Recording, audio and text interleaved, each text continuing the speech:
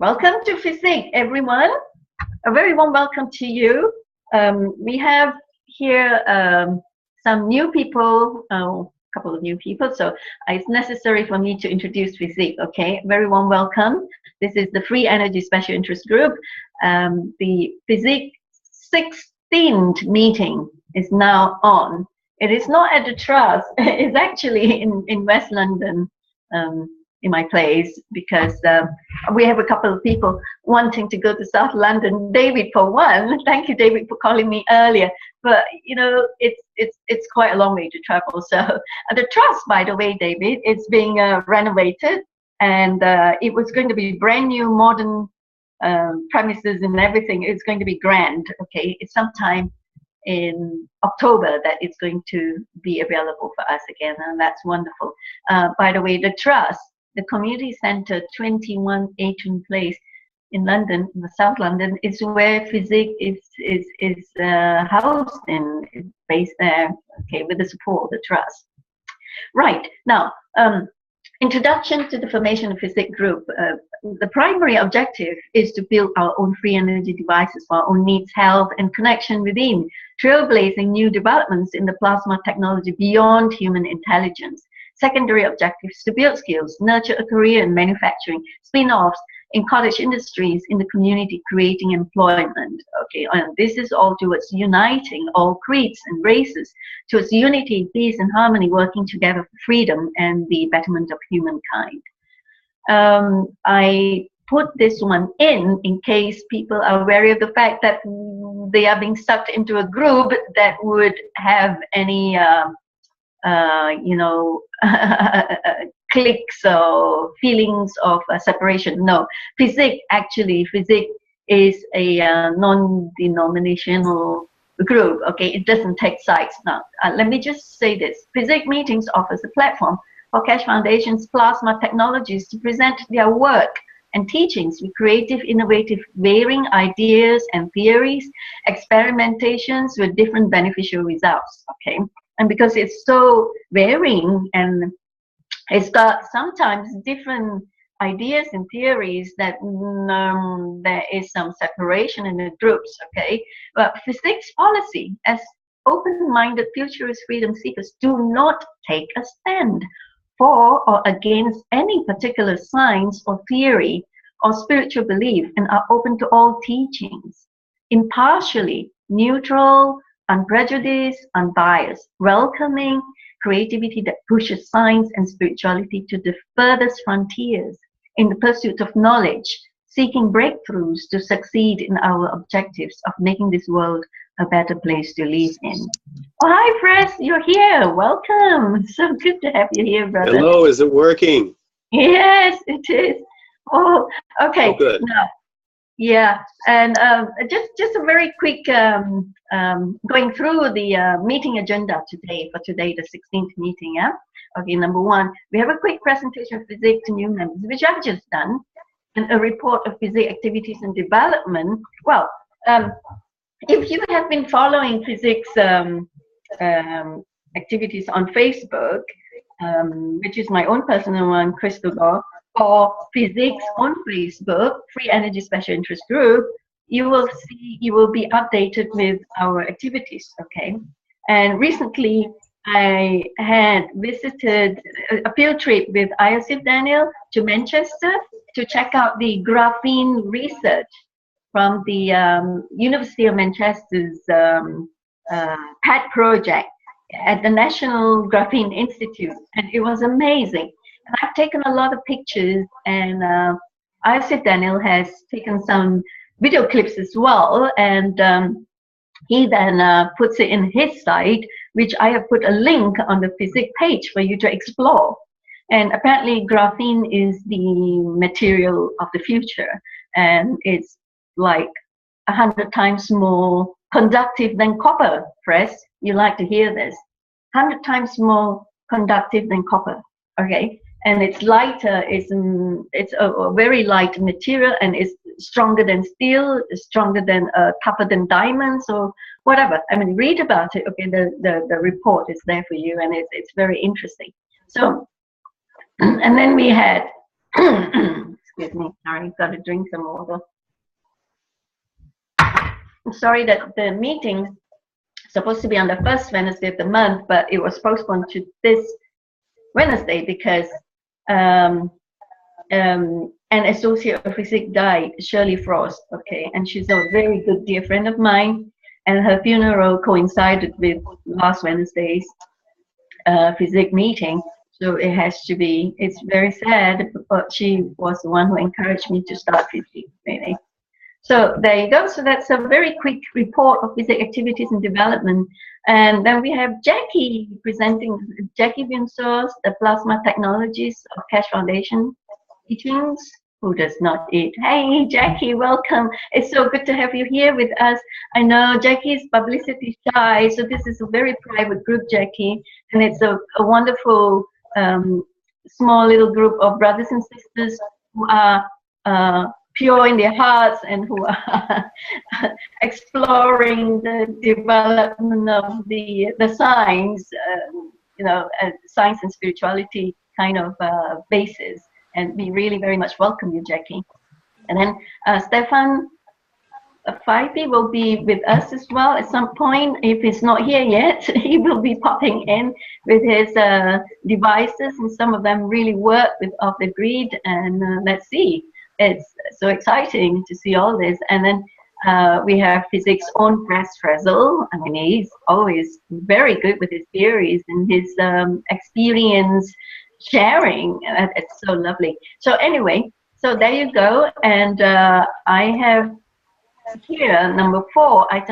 I would like to present FESIG's nominated what do you call, council members. All right, and here we have, ever since the beginning, we have James Rink with me, and when I first thought of the idea, James is always there supporting me to set up FESIG, and I'm very grateful for that, James, and he never missed a meeting. And brother, we love you dearly, and thank you for your support. And then Peter Figner. Oh, Peter, you're amazing. You're wonderful. You always, are there for me when we have technical problems with the hosting and Zoom for FESIG's meetings when we were in the Trust in South London, because it's chaotic right now at the Trust because they are renovating, and it's going to be very nice and modern new premises in October. So then I'll be going back there to host FESIG's meeting, and hopefully we got more Londoners, David, from the South to be attending there physically. Yeah, then it will be superb. And then ISIF Daniel, of course, had been with me right from the beginning in those days when we were doing the Coastal Cubes. And David Alistair Baines had been absent, mainly because maybe he's on his summer holidays. And Louis DeGale, who's a CEO of a firm, and he is behind us in the technicalities of the electrical science, electrical engineering and stuff like that, okay? And the director of the Trust is Julie Fawcett, the Trust in South London, the community centre in South London, where FESIG is housed. And she just spoke to me just now, and she says, oh, and of course, I'm happy to be nominated as FESIG's council members. And then we have David Palferman, who is very generously donating to FESIG. Thank you, David, to enable some of the activities, especially the one to Manchester that we made this field trip to. And then we have Mike Nashif, who's, he's an amazing teacher. He explains everything in detail, everything that goes into the windings of the copper and the infinity loops and all that. He explained it so thoroughly. So he's a fantastic teacher here in FESIG, and we are really missing him today because he's on holiday in southern or northern California. I think it's northern, if I'm not mistaken. So he's missed today. He sends his apologies. And Frazzle, our senior advisor and our council member, thank you so much. And Kiki Flames is not around. Oops. And your San Pedro. Okay, so these are the 12 of us, and then we will be adding on more nominations as we have got more permanent contributors with FESIG. Okay, So right, then the last but not least, members sharing their experiences with their devices. And then we adjourn to the next meeting on the 24th of August, 2016. Right, so that's it, folks. So I'm going to go to the first item. And thank you. This is brought to me by me, Jackie, and I was the founder of the True Vision of Peace, of the mother website that hosts FESIG and FESIG. Okay, so this is my email address, crystal@truevisionofpeace.com. Right. So thank you for lending your ears and for not getting bored. Those who are attending meeting of my presentation like this. I'm going to start sharing now. So here you are. I am going to introduce Jackie. Jackie, would you? Yes. Yes. And thank you. We are all awaiting your presence because we're so excited to learn from you how you did it. How is this phenomenon so, that you don't need to eat? And we are all ears. We were waiting and excitedly wanting to hear what you have to say about that for more than a month now. So here you are, Jackie. Oh, it's lovely to see you. Yeah, thank you to invite me. It's Welcome. nice to be there. But first of all, we are not teachers, we are all students, We just learn a lot from this plasma technology. And it's really difficult to teach because it's more on sensation, and perhaps I can try to answer some questions. And the first thing is important, it's we doesn't stop to eat. We are learning how to feed the body, the mind, and the spirit in another way. So it's not the stop eating process. It's creating its own energy to satisfy the three parts, or the body, the mind, and the spirit. And this is a big learning how to manage this. And from my point of view, it's very important because we need to start respecting the other creature on this planet. And as human, we need to learn that we are not the center of the world, the center of the planet, and we can't kill and destroy the other entities only for our own survival. So this is more a must than another way, because I think in the plasma technology, this is the most important we need to learn, is the respect of the others and how to position ourselves in this big planet, big universe, big system solar, and we need to find our position. And I think the alimentation is one of the biggest problems, actually.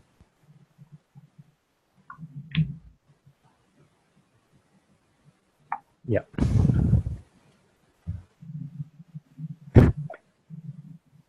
Jackie? Yep. Oh, thank you so much, Jackie, for the introduction to your talk about. Yeah, I'm sure we have a lot of questions for you. I, for one, am so honored that you are a friend in my Facebook, and I had a few chats with you earlier, and you said we come here alone, and so we go alone as well. We leave this planet alone. And you're saying that, and I'm really touched with that because you're saying that you have to do this alone. You can't really do this with another person, but with the not eating. Yeah, but it's like I said just before. It's really the wording was really important. This is it's more the feeding system and exchange of energy is really more important than eating, because when you start meeting and you will meet the universal community, you can't eat other form of life. It's impossible, because in space nobody eats nobody. It's impossible. Mhm. So the most important, it start learning how to feed ourselves and how is the exchange of this energy and how can we think in another way to survive without eating the other entities. Because as human, we have a lot of abusing all the resources, and we take the right to kill the others for our own survival, you know. And why we have this right? And in deeper space, we don't have this right. You can't do this. Because if you eat the other one time, you will be eaten by the others. And they don't let you reach this level, because when you eat another entities, you are taking life. And when you see at the bigger picture, it's like if you eat yourself. It's like if you eat your friends. It's like if you eat your a really good example. If you have a dog, a lovely dog, you love your dog. You take and live 15 years with your dog, and when people come and kill your dogs for eating these dogs, it will be not so easy for you, you know. But we are doing this every day in our life. So it's not really a pleasure and something really funny. And this is why I don't so much to speak regarding that, because it's not something fun or something. I like to go on this way, but I have no choice, because one time I just realized what we are doing on planet Earth. And on the Keshe Foundation, we signed the peace treaty, and we take the agreement that we doesn't want to kill anybody, you know. And the alimentation, the eating system is one of the biggest problems. Because how you want peace with the animals, or how you want peace with the other form of life, if you kill this other form of life, you know? So this is, at the beginning, this is not so easy, you know. I don't want to say every day it's easy, it's very good, it's nice, I love this new way of doesn't eating anything or some small pieces, but yeah, it's a learning process. And since you go further and further into the process, you just understand that this is a programmation. This is a planet Earth programmation. And this is why, because every time you eat or every time you drink, you make your connection with planet Earth. Because you go back into physicality. And so now we need to learn like to manage the flight, because perhaps it's not the true time to really make the big fly.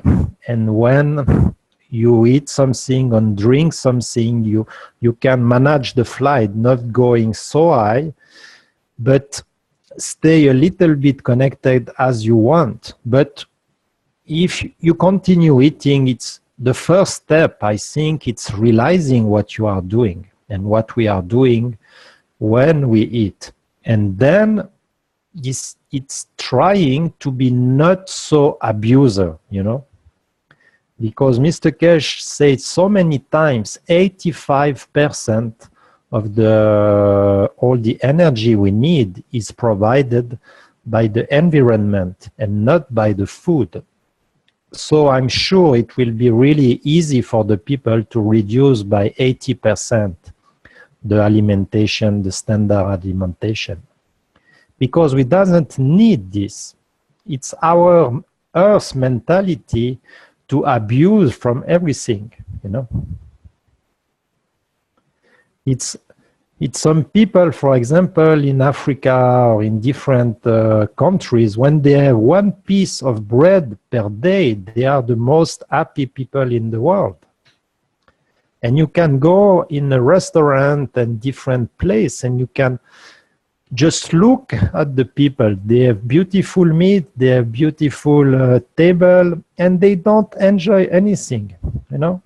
It's like we need to eat, we eat, we eat, we eat, and we don't respect anything.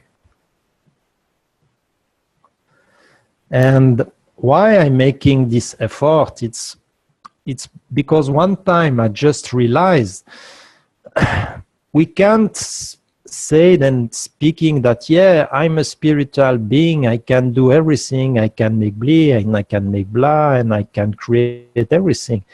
And then I said, no, I can't create energy. I need to kill animals, so I need to kill other form of entities to give me their own energy. And this is at that point that I start the process of trying to feed myself in another way. Jackie, you've been doing this for about 5 to 6 months now, and you had not taken any solid food, right?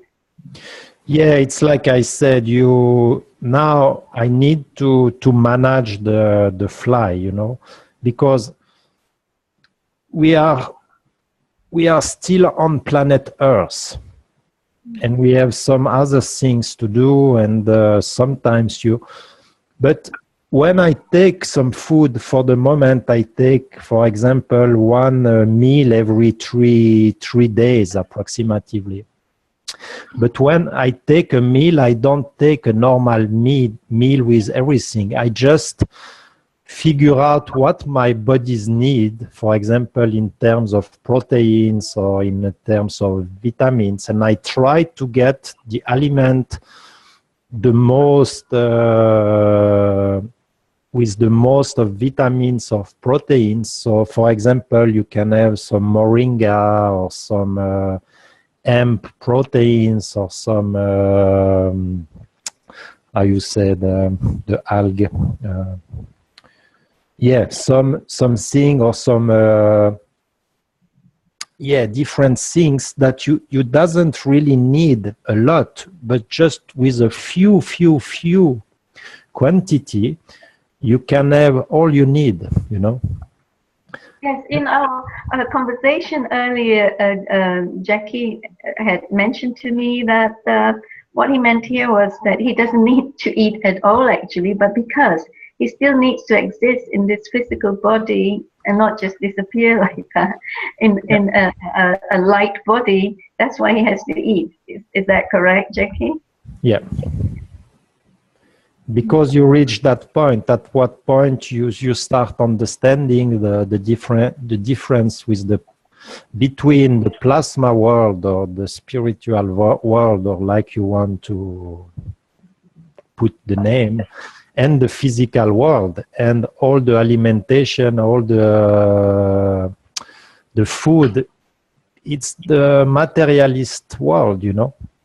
And at what point we will have a decision. We will have a decision to make. And for the moment, I'm not take my full decision. Mm.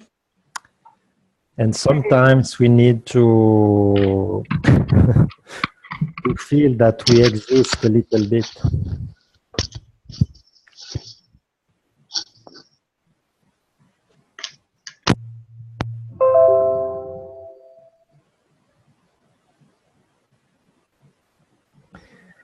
And this is why, for the moment too, I don't like so much the publicity, and because it's the same as the food, you know. When you start on this process, you just realize that Jackie Buenzo, it's not me. Jackie Buenzo, it's my physical name, but I am not Jackie Buenzo. Wow, that is profound. Jackie, I have a question from Peter, our Zoom host.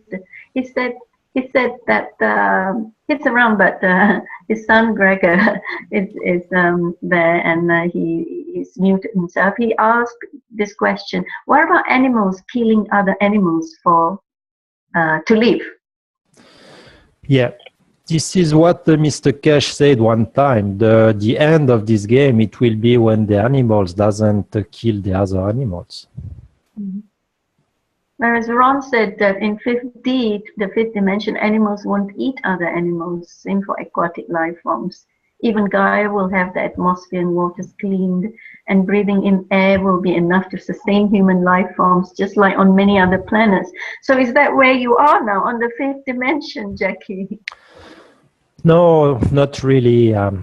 It's like I said, we just learn. We are just at the beginning. We start to have some feelings, but we are still on planet Earth. You know, I see a lot of people saying, yeah, I have a Merkaba, I can fly all over the universe, I can. I said, yeah, but if you can do everything like that, why you come back? Because when it's, yeah, for the moment we are still there. So when you first started, Jackie, were you sort of like being put on the system through the GANs that you were making from Mr. Cash's teachings to start you off? Excuse me, I don't understand well the question, sorry. Sometimes in English. Can you repeat? No, what I meant is, how did you get started? You got started when you were exploring and experimenting with GANs? Gas in nanostate GANs? No, not really. I was on a special group of the Cash Foundation working on the spaceship. And at one time with the different devices I created, Mr. Cash introduced me on the feeding system, and we start making for 3 weeks different things and different process, and I start the process and then I never stop. Mm-hmm. Is there a place where FESIG members could go to learn from you? Would you be able to type your Facebook link on the chat room so we can? Yeah, if everybody know my name, they can see my Facebook page. Sure, certainly. Yeah. Yeah. So there you go, guys and gals. We got Jackie Vinsor's name, and you just need to go into his Facebook to follow what can be taught there. Thank you. Any questions? Any questions from our group here for Jackie? I don't see any. This is Fraz. I've got a question. Can you hear me? Yes. Okay. I've been working with the GANs now since early November, probably a larger number of different GANs than most. I have noticed that my intake of physical food has decreased tremendously. I haven't really aged in the last year as fast as I've aged prior. I'm 62 years old. The thing that we run into is the notion that everybody eats something, and from a very strong carnivore in my position here and a dang good cook and vegetables and stuff, as we move away from some of the foods that we're taking, we find nutritional imbalances in our physical body. Do you see us moving into basically concocting GANs or something to help supplement those nutritional losses that we experience through our food intake? Yeah, absolutely. It's right. It's important to every time understand that we need to feed 3 parts: the spirit, the mind, and the body. And for example, for the body, it's really, I use a lot of the different supplements like moringa and elements like this to complete the lack of proteins and all these vitamins. For the mind, I have produced a lot of different food GANs to help the mind to understand how the body produces the energy in the core. But at the end, on the plasma level, you don't need anything, because the plasma, it's not the taker, it's the giver. And the most... question just... Yeah. The There most... was a question that just came up there. We're talking. Yeah. Sorry. They were asking if I was eating any GANs. The point that I was going to bring up is the last 6 months we've been using in our nursery here different GANSA's waters to water the plants, and especially the vegetables and the berry plants and the tomatoes. The result is the food that we consume, that we grow, is much, much better tasting and more satisfying than the foods we get from any other source. Yeah, absolutely. Me, I have a period I consume a lot of, not a lot, but I take different food GANs and CO2, CO, CH3 GANs. It's like a very, very good cleaning for the body. It's like a big, it's like a big cleaning. And it's a very, very good way to do the things. And it's really interesting that what you are saying, because it's like, you know, when you make a baby, the baby you do, it's every time the most beautiful baby in the whole hospital or on all the planet. And when we start dealing with the GANs and making our GANs and making our own food or our own GANs, and we put all our soul in this, and the relationship becomes totally different with the elements. We start respecting and we start creating the elements. So this is not the last step, but this is really, really a good beginning on the way to respect what we are eating, to think about what we are eating, why this type of element, why I want this element, I try to get the protein of this, and you start to have an interaction with the food, and not you become like the creator of your own food or your own energy, not the taker of all the life of the other to feed yourself, you know. And this is a really, really good comment, you know. It's absolutely that. Because you start interacting with the other form. Exactly. And when you understand this, you are on the right way. This is the way.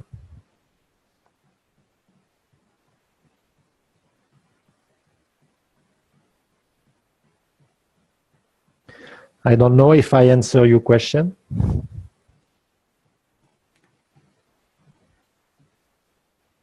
Crystal turned off her mic. Basically, what we are doing with the different GANSs and the different processes of using GANs or the energies off of GANs for food is this transition, and it takes time. The new diet that I was on was no grains of grasses because my system wasn't digesting them very well. And the original, we eat a lot of protein to supplement for the energy because we're going into fats and oils. As we get more of the different GANs, we start getting not only the physical parts of the GANs in our systems, but we also get the energy plasma that is emitted off of the GANs. We notice this when we're working with the GANs all the time, that we don't really want to leave it. It's on the shelf, but we handle it, look at it, and kind of love it. It's just one of those interesting harvesting of GANs processes we see around it, because you have some of the GANs help you with your emotion. As we progress, we start eating less of each of the food groups, and we start seeing that we don't need it. When we look at allergies, a lot of times the food that gives us the greatest allergies are the ones that we need to trace elements from that one. It's a specific food that we needed. But we have a love-hate relationship between our body and that food group. And so we start taking in the wrong food because we're only getting a small amount of that particular nutrient that food makes.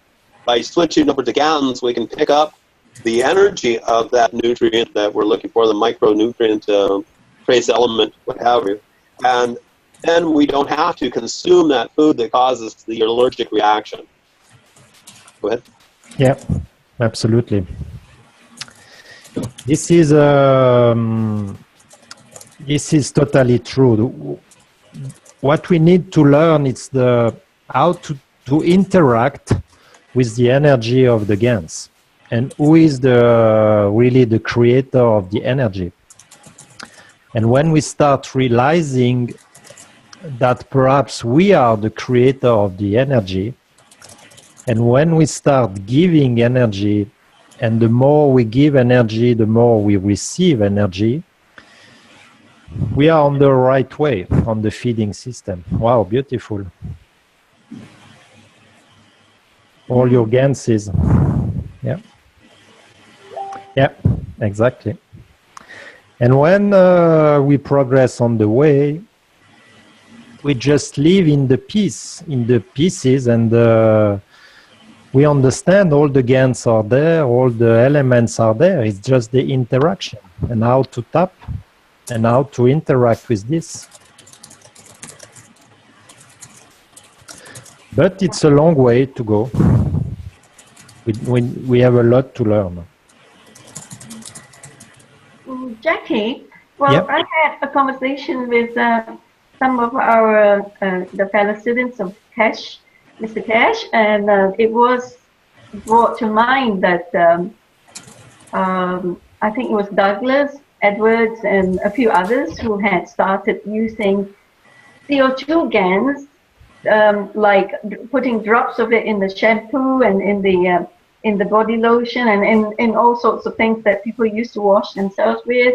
And apparently some people who had thinning hair had crops of hair growing back on again, and their skin were sort of like rejuvenating as well, and some of them are looking younger, some of them, the gray hair has been replaced by their own original color again, and this is wonderful. This is basically a testimonial to an age regression, a physical age regression process.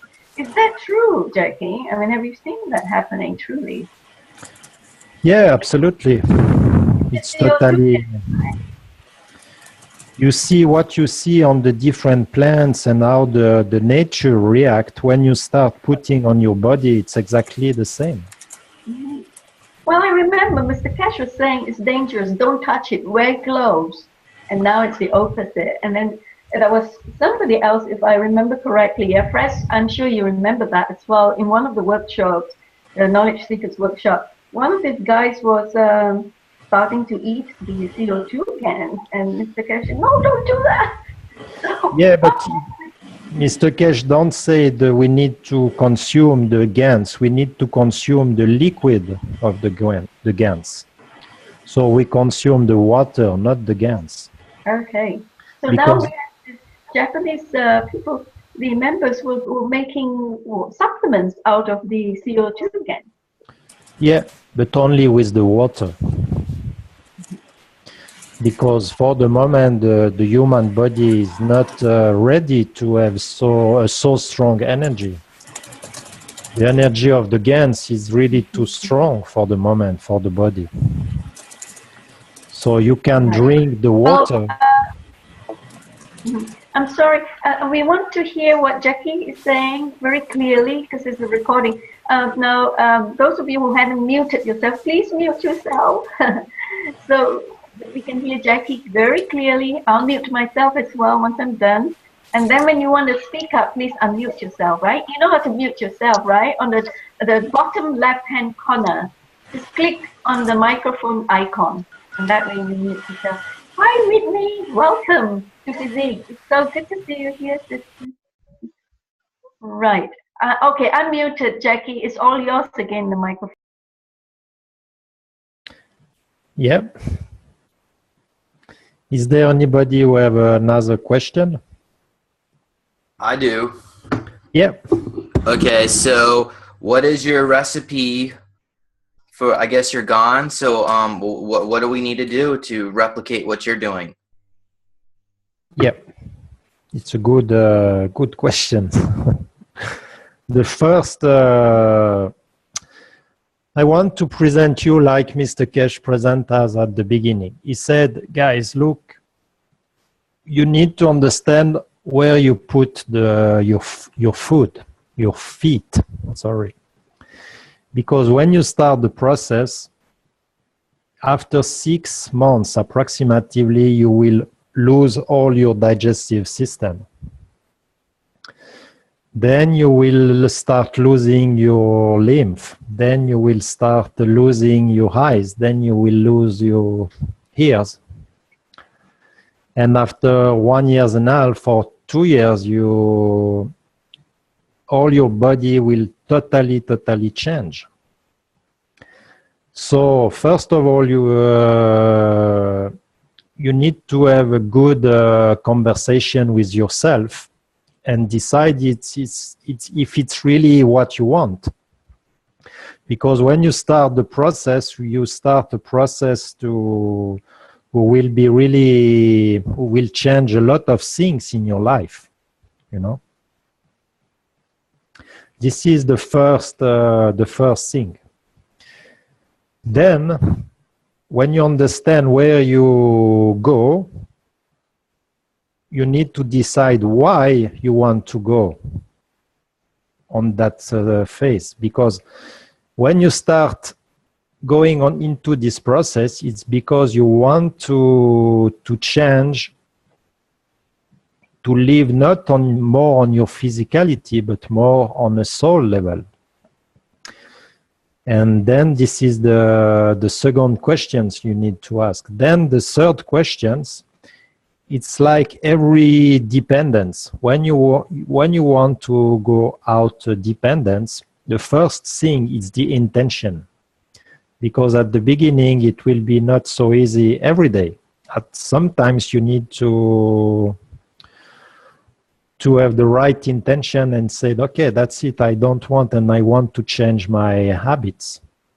So then the fourth thing is to understand what's the composition of your body. And if you take a deep look in your body, you will see that 96% of your body is COHN. And when you realize what you are doing on the McGrath system or with the cords and everything, you will realize that you have the copper, you have the CO2, you have the CH3, you have the CO, the nitrogen in all of this. So you have already in your room 96% of what you need available. And then you need to start interacting with your system. You need to start exchanging with your system what you doesn't need. You need to give to the system, and the system need to give you what you need. And then start exchanging with that. And then when you are good with this system, you can play with the different ganses, the different food gans, and then you can go outside and make the same with the sun, make the same with the trees, with the animals, just by interacting and start exchanging energy with the environment. And this is the way. And the last and the more important thing is to enjoy the process. Because if you have any frustration or if you doesn't take pleasure on the process, it's impossible. And every time it's become difficult, you need to understand why you are doing that. An example I give every time, it's, for example, a professional player in soccer. When they are in hard training, sometimes it's difficult, but you know why he is doing that. So this is my little advice I can give you. Jackie, Vince asked this question, do you mean when you are interacting with the devices, do you mean that you are meditating with your device? No. It's really not a mind process. It's a creation process. It's not I go into 5th, 6th, 7th, 8th, 12th dimension. I stay here. and I create here what I need. This is my creation, but a true creation, not a mind creation. I interact with you, you know, like we are here, we are two plasma interacting together. I don't go in my bed and I try to meditate with you, you know, we interact. It's exactly the same.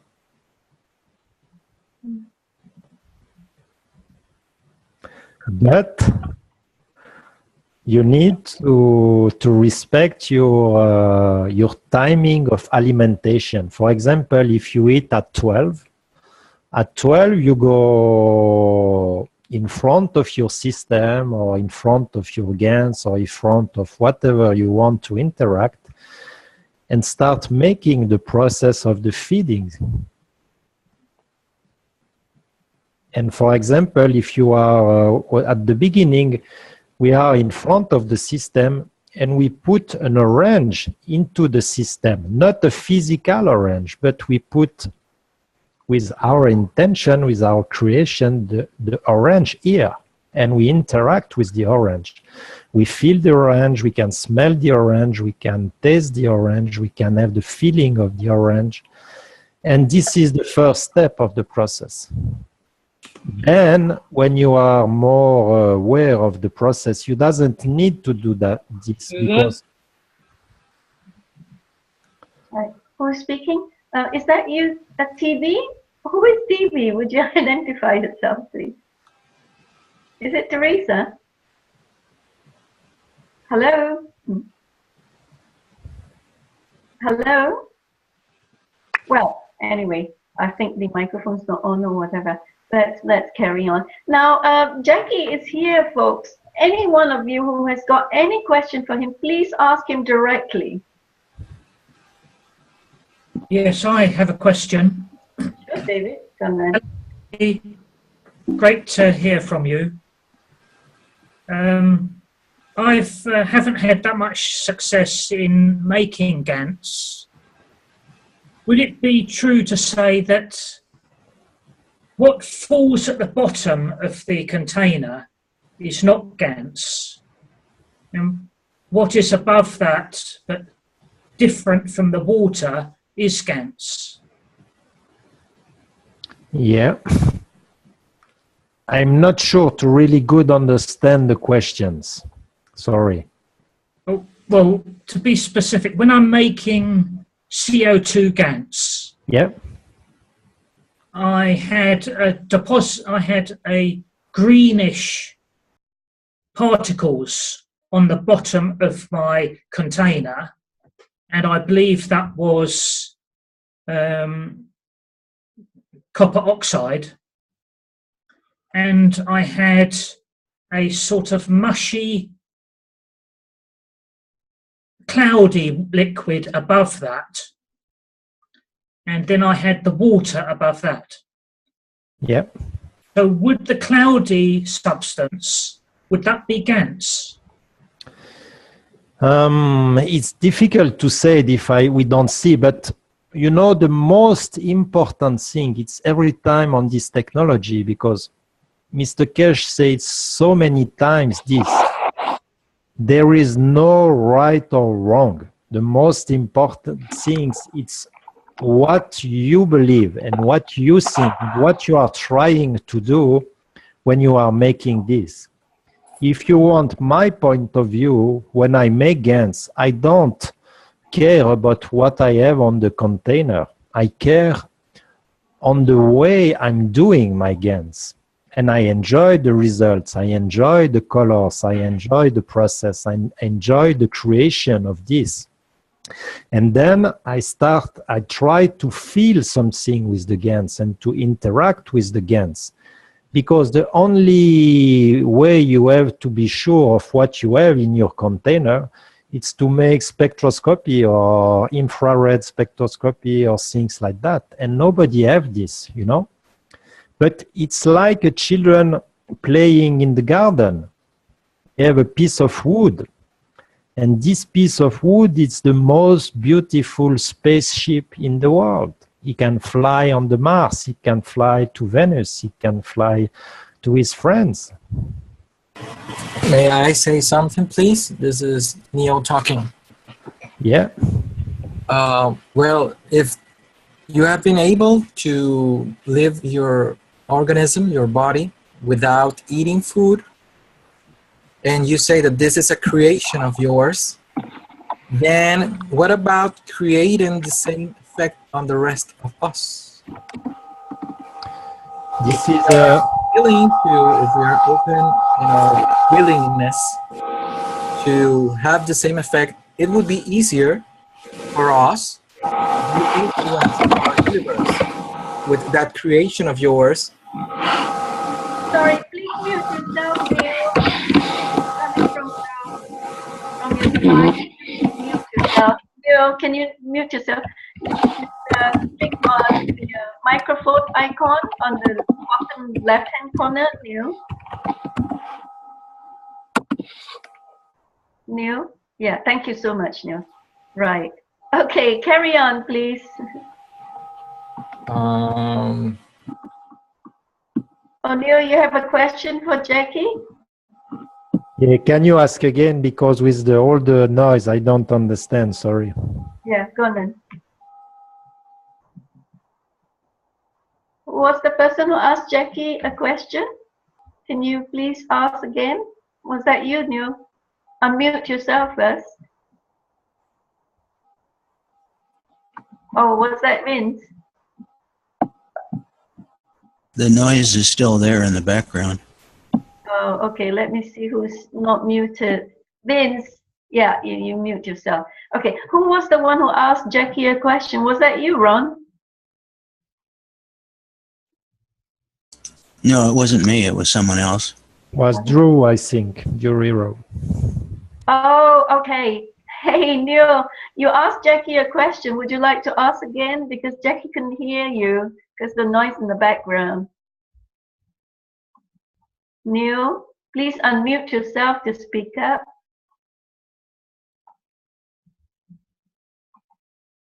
Oh, I think it's dropped off. Uh-oh. Well, okay. Anybody else has a question for Jackie? I'd like to ask a question, please. Go on, Vince. So, Jackie, is it mostly food ganses that you use? Have you made a lot of different food ganses? Drink the water from the ganses every day, or do you just... My advice to the people who want to go in the process of feeding themselves in another way, you need as soon as possible to doesn't consume anything. Me, from the beginning, in the first months, I don't consume anything, no liquid plasma, nothing. And it's really, really more easy. Because when you take some liquid plasma, the problem with the liquid is you get the physical connection and you connect again on a matter state. But for the people who is too difficult, yes, the liquid plasma is really helpful at the beginning. But you need to understand that the liquid plasma is a step on the way. It's not the final step. And as soon as possible, as you can go outside any physical or liquid, it will be the best. And when you can do it, then you can manage it. Sometimes you can take or you can't not eat. You gain again your freedom, you know, because now you have the choice. You can live 1 month without eating or drinking anything. But if you want make it, you can make it. It's not a problem. It's your choice. It's your decision. So do you still drink water, or do you get all your nutrition from plasma fields? Yeah, I drink approximately an half liter of water per day, approximately. And you only eat every third day or so? Yeah, 1 meal every 3 days, approximately. Because I've read about some of the breatharians. With them, it was like a 21-day ascension process, they call it. Is that similar to what you did, or did you just decide, I don't need to eat anymore? The only difference is I don't take energy from the outside. I create energy from the inside. I don't quite understand how you mean. Because, for example, if you are animals eater, you take energy from animals. If you are, for example, vegetarians, you take energy from the vegetables. If you are vegan, you take energies from the seed. If you are breatharian, you take energy from the sun. Right. If you are plasma creator, you create plasma, you create energy from the inside. You don't take from the outside. So how do you do that? It's like when you create an emotion. If you say, oh, today it's a bad day, it's a bad day, oh, it's a bad day today. After a while, it will be a bad day, you know. And if you said, oh, today it's a good day, I'm happy, I feel good. And then you start enjoying the journey. When you said, I need to eat, I need to take energy from outside, someone has to give me his energy for myself. Okay. It's what happened. If you can say, okay, I can create energy, I can exchange energy with the other, I have so much energy to give, and I need so less energy, then the process starts, you know. It's only the way if you take the energy or if you give energy. And what we need to learn as people on planet Earth is not taking, but it's more giving. You understand? Kind of. But yeah, but it's a long process. Huh? It's a long way. It's not just something you can decide in a month's time. You can stop eating then. It's yeah, because it's so many you're years. Just manifesting what you want at this point now then. You want to manifest energy, you manifest energy then. Yeah. It's so many years of programmation. It's so many years as our body is living like that. You know, now we need to learn, and this is why at the beginning I said I'm not a teacher. I'm just a student. You know, I just learn. I'm just in the beginning of learning a new way of feeding, not by taking, but by giving and creating energy, tapping in my own energy. So would you have reached this point without the cash, knowing anything about cash anyway? Is this more an inward process of yourself then? It's the nice thing with the cache technology or the plasma technology, it's give you tools. It's tools to understand how the things work. Nice. So it's beautiful tools to understand, but it's only tools, you know.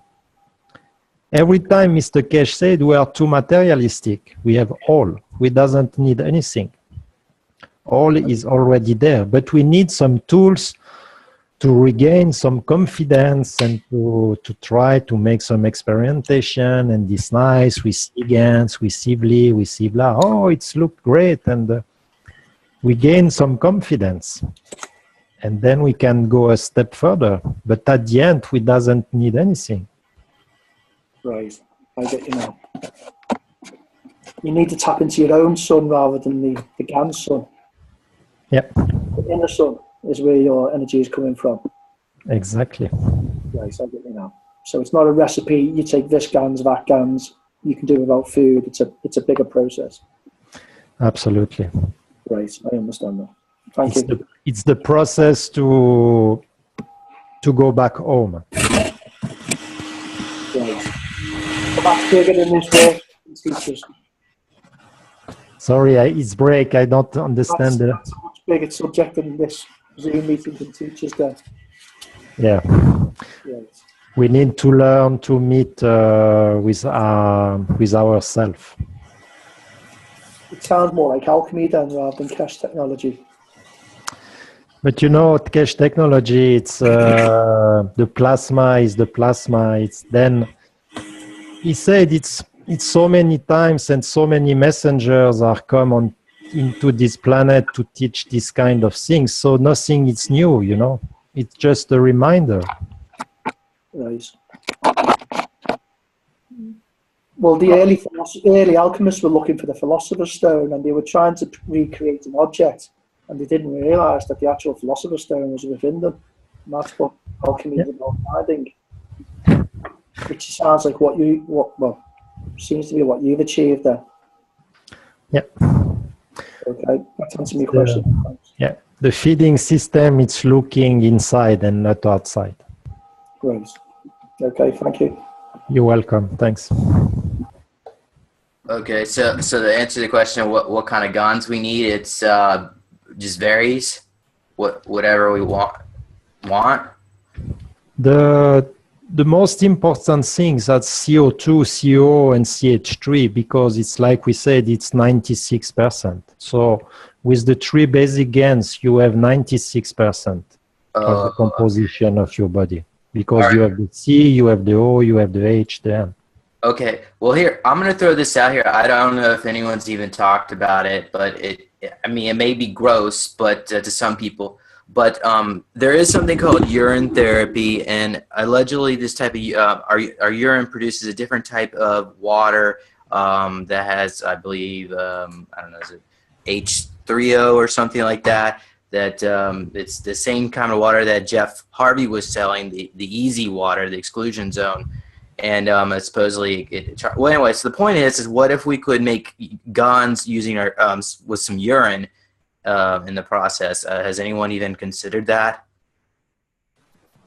Yeah, I totally understand your question. The most beautiful GANs that you can create, it's the GANs producing the full energy, and the GANs who fit with your own emotion. And we are GANs. We are. So we need to learn how to tap into our plasma state.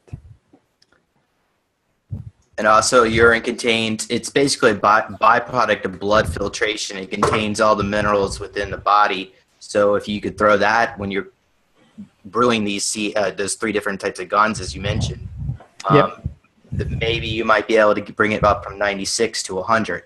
Or maybe 99.99, because there's still micro amounts of gold and this and that. That wasn't in the salt. Yeah. Okay. All right. And so my next question is, now someone mentioned food gonzes. So that I'm assuming you need to take a lye and put the food in there with the lye and brew it. But what if we could do homeopathic remedies without the original source material? Is that even possible? Can we program it by putting words on a glass of gons, like Isuru Moto did? Sure, but never forget that your body it's full of water, and perhaps if you start putting some words on your body, perhaps it will work the same. Oils, because your body it's quite only water. So if you put words, not on the bottle, but on your body, it will do the same. Oh, so get like a tattoo? Yeah, like a tattoo. We come back into the emotion, Mr. Emoto showed the way. Okay. People said, wow, it's beautiful, the water in the fridge received the emotion. Yeah. But we are water, Okay. So every emotion you have, everything you have in the environment, everything you are affected by. So put a lot of word on you. I love me. I love you. I love this. I feel good. I feel not angry. I have all I want. And see what's happened in 6 months to you. Okay. Well, the supplement I was thinking of in particular are dragon pills. And these are, there's a rumor that there are members of the certain Ming dynasty that are over 3,000 years old. And they take this mixture of something called a dragon pill that contains 100 different plants, different types of flower pollens, very rare, and it's of course it's all kept secret and hidden. You can't they don't advertise the formula. So I was just curious, maybe we could just write dragon pill directly, or whatever it is, the dragon formula on this GANS solutions. We could create homeopathic, or I guess you said on our body. Since I don't really, I mean, you could theoretically do it through radionics machine and this and that, but I was just curious if that would work, but I guess you answered the question. Yeah, but it's a good question, and I'm sure it will work.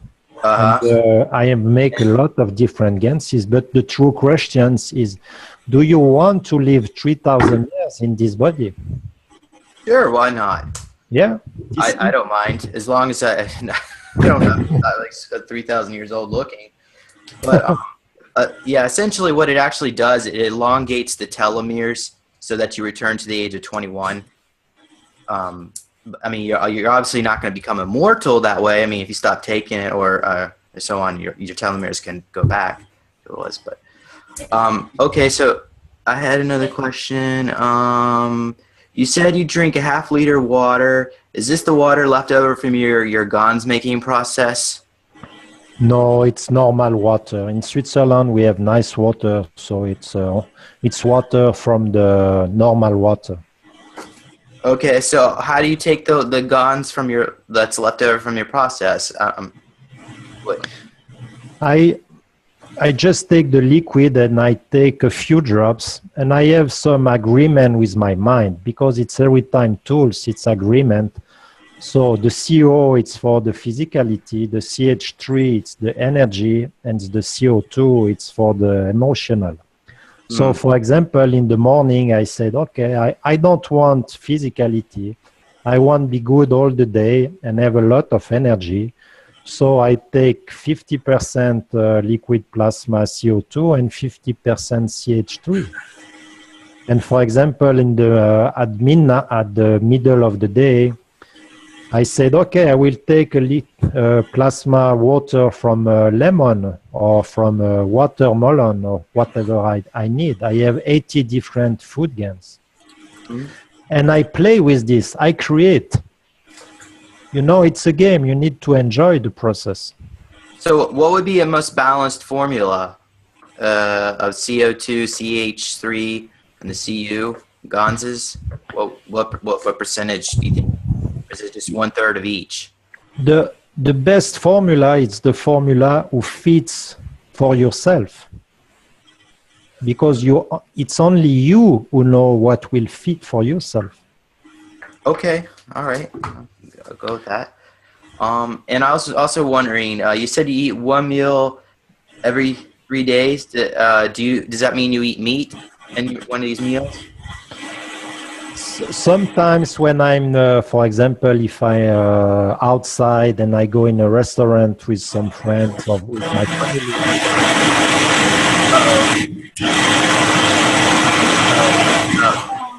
Where's that noise coming from? Someone needs to mute.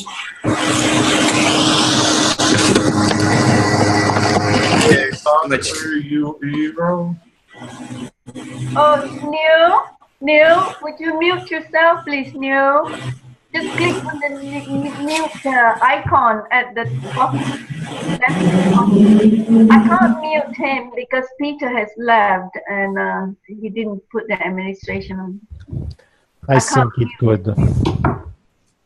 Neil, you got to mute yourself, please, Neil. Neil, can you hear me? But it's okay now, I think. Yeah, okay. You answered my question. Thank you very much. You're welcome. You can eat everything you want. After it just you gain again your freedom of choice, you know. I can't eat nothing. I can eat meat. I can eat vegetables. I can eat. You take the decision after.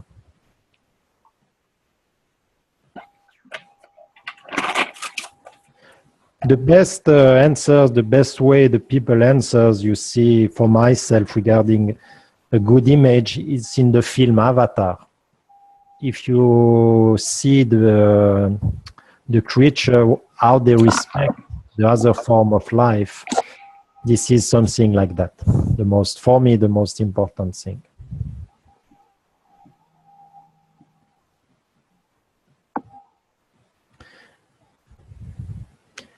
Right. Thank you so much, Jackie. You're Any very more welcome. questions for Jackie? Any more questions? Jackie, Yeah. Oh, I don't know if you come across the work Leafer Lime Tree from liquid plasma feeding, but they've started making food GANs using bicarbonate of soda and hydrochloric acid instead of caustic. What do you think about that, since you've made a lot of food GANs yourself? I think it's a really good way to understand how the body works, because at They're the trying to beginning, replicate the digestion, aren't they, by not yeah, making because food at the GANs beginning you outside? make the caustic soda, you make a very alkaline elements, and then when it go into the stomach, you have some hydrochloric acid, so you release all the energy. And in a way, it's a good way to start playing, to see how the body works and what's happened when you put an acidic with an alkaline, and so you can understand how the energy is produced. And when you start understanding how this energy is released, then you can interact in a better way after, without consuming, but just playing with this energy.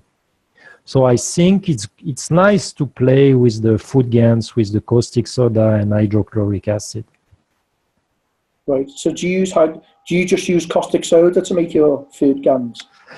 No, I have two type of GANs, of food GANs. The first, if I want to play with the field, I play with the caustic soda and hydrochloric acid.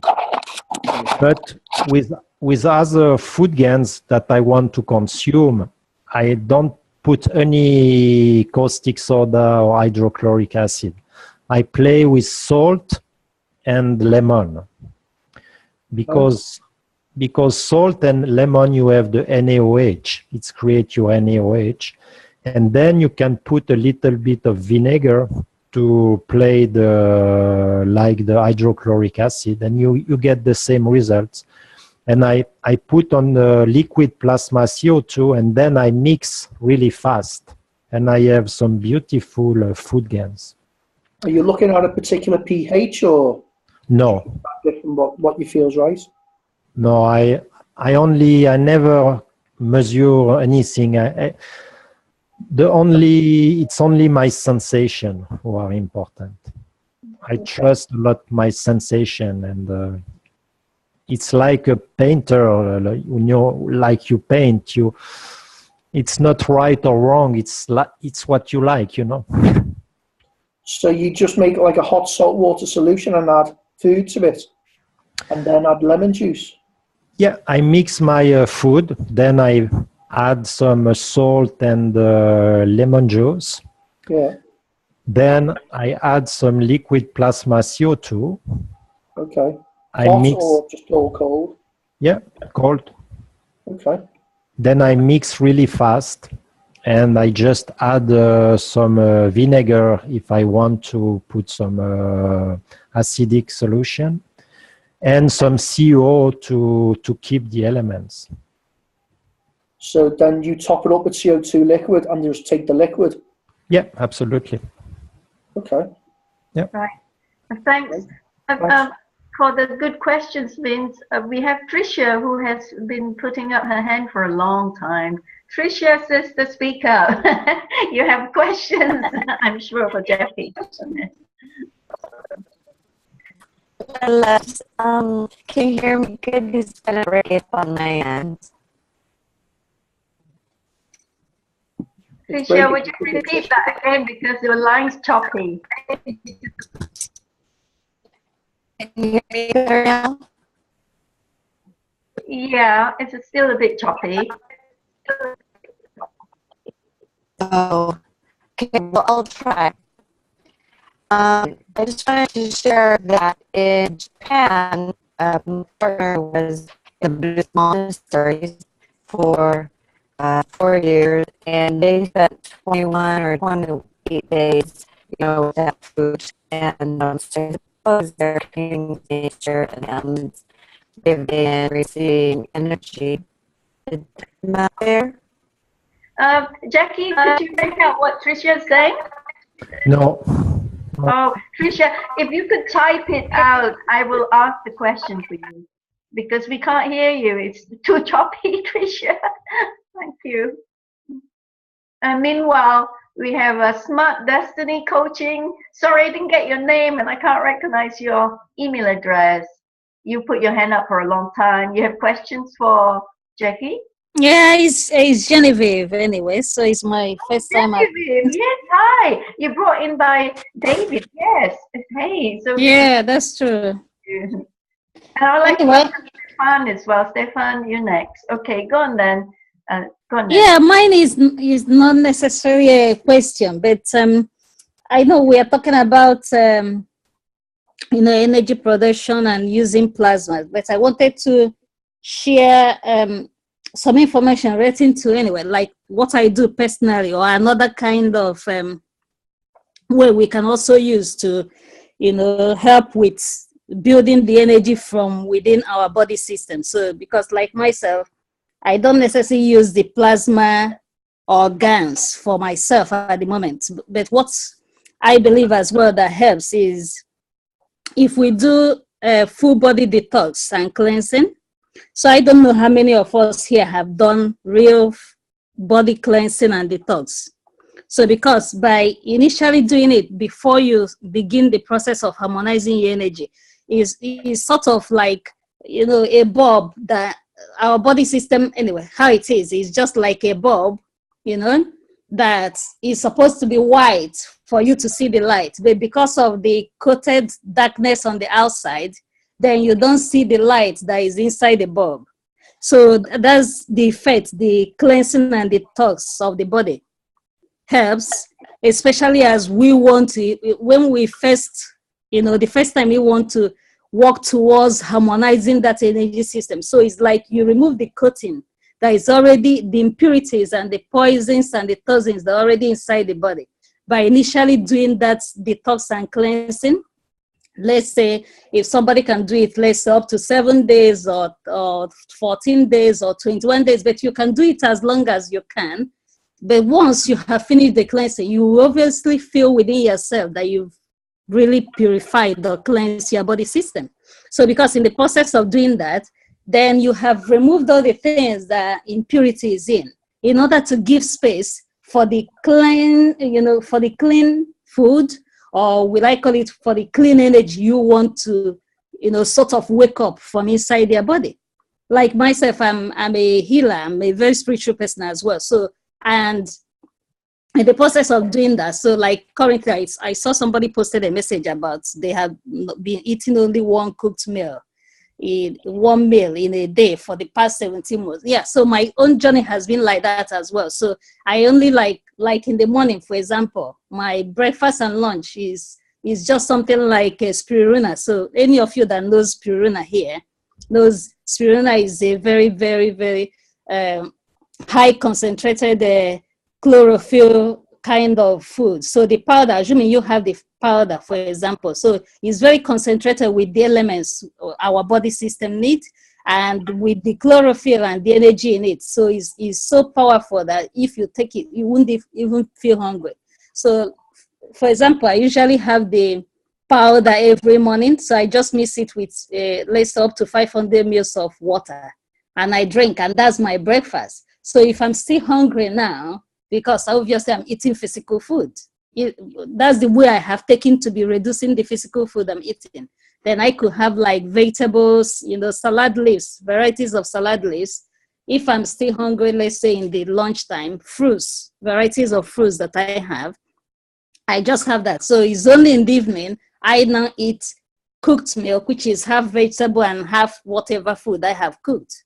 So I've used it as a process of trying to detach myself as well. So somebody else can also, inculcate something like that. So because when you train yourself going through such a process, or when you, take time to walk towards it, initially you might feel it's not possible, but once you get your subconscious mind after the first week to accept this is the new you, you know, then it becomes a habit for you. And as you continue to go along doing it, then you've sort of conquered and mastered, you know, that kind of habit.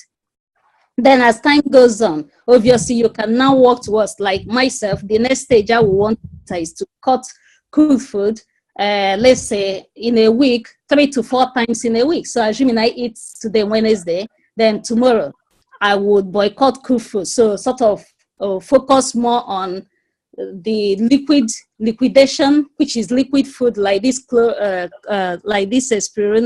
wheatgrass, chlorella, you know, spinach juice and things like that. So, and then the fruits. So focus more on that and the fruits.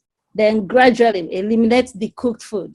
So, but one thing I have noticed even in doing that is that our body system is already full of the energy. So by reducing the kind of food we eat or focusing more on the green chlorophyll-filled foods and more of the vegetables, which contains most of the elements and minerals and vitamins our body needs, then we eliminate all the poisons and toxins we are pushing it back into our system. So somebody can adopt that as well, you know, as a way. We got your email address, smartdestinycoaching@gmail.com. So anyone who's interested in getting into the details of how we can cleanse our body and take the right kind of food and all that, yeah, you can contact Genevieve with this email address of hers, which is so well, you know, so clear for you to see and to write down. Please copy that down. Yeah, that's fine. They can also, I think I'm on Facebook as well. So they can, if they search for Genevieve Flight, so I will type my name on the group message system. Then somebody can search for me there, even if they want to, you know, connect as well on Facebook or LinkedIn. You know, they can easily do that. So thank you so much. I think, is there anything that you want to add to what Genevieve's saying, Jackie, before we get another person who has got her hand up for a long, long time to ask questions? She's really nice what she said. Sure, the cleaning will be really helpful, and I play a lot. Oh, sorry. Please, pardon me. Can I just add one thing before you respond, please? Okay? Sure. Okay. Another thing is I have to, because I believe every one of us here is somebody that is on a spiritual journey already and recognize that they're trying to grow consciously. Yeah? So one thing I would like you to avoid, please avoid eating animals of all kinds. Please. If there's anything you can do to yourself to just sort of wake yourself higher consciously, avoid eating animals, fish, all these flesh and blood that we have been deceived into believing we need, because they are just the easiest route for all the diseases we catch, and they are the easiest route for keeping us low consciously. So that's why I'm trying to point it out. So because if you begin to cleanse your body and you're still eating them, it's like you're still putting back into your system the same poison you're trying to get into your body system. So they weaken us consciously. They don't allow us to grow consciously. And at a certain stage in spiritual growth, there's a level of consciousness you cannot exceed except you have given up eating animals. So it's very important I just mentioned that here so that many of you will be able to understand, because all the animals we eat, they're like beings on their own journey, but we have been deceived into believing they're food for us. And then when we eat them, they poison our souls and they do not give us opportunity to grow consciously very well. So I just want to point that out, please. Thank you. Thank you, Genevieve. Right, so we'll move on. Whitney, you got your hand up. We'll get back to you, Genevieve, okay, when it comes to taking the right food and all that. Probably you have your own talk another time, okay? Whitney, your turn. You got a question because Peter's noticing that there are a lot of hands up, so I have to move on. Whitney, would you want to unmute yourself? Can you hear me? Yes. Hi, Whitney. Hello. Hi. And Jackie, You have inspired me for months and months and months and months now. So I want to thank you from my heart to yours for such inspiration. When you turned on your system right after Christmas, and you were talking on one of the Kesh shows about what you see through the system, it just inspired me. So I want to say thank you. You're very welcome. Yeah, I'm clapping because that's why, you know, it's so wonderful to have Jackie here with us in FESIG. And I thank you, Jackie, for agreeing to speak here. So we have a good following here. Yeah, thanks you all for inviting me. Oh, my pleasure. And thank you for consenting. And I think it's Stefan who needs to speak, and I don't want to take his time. I think he's ready to speak. Who is? Sorry, you're saying? Stefan. Stefan. Oh, yes. Hi, how are you You guys? know he's ready to speak. Well, he was right. I just like, yeah, I was kind of ready at that second.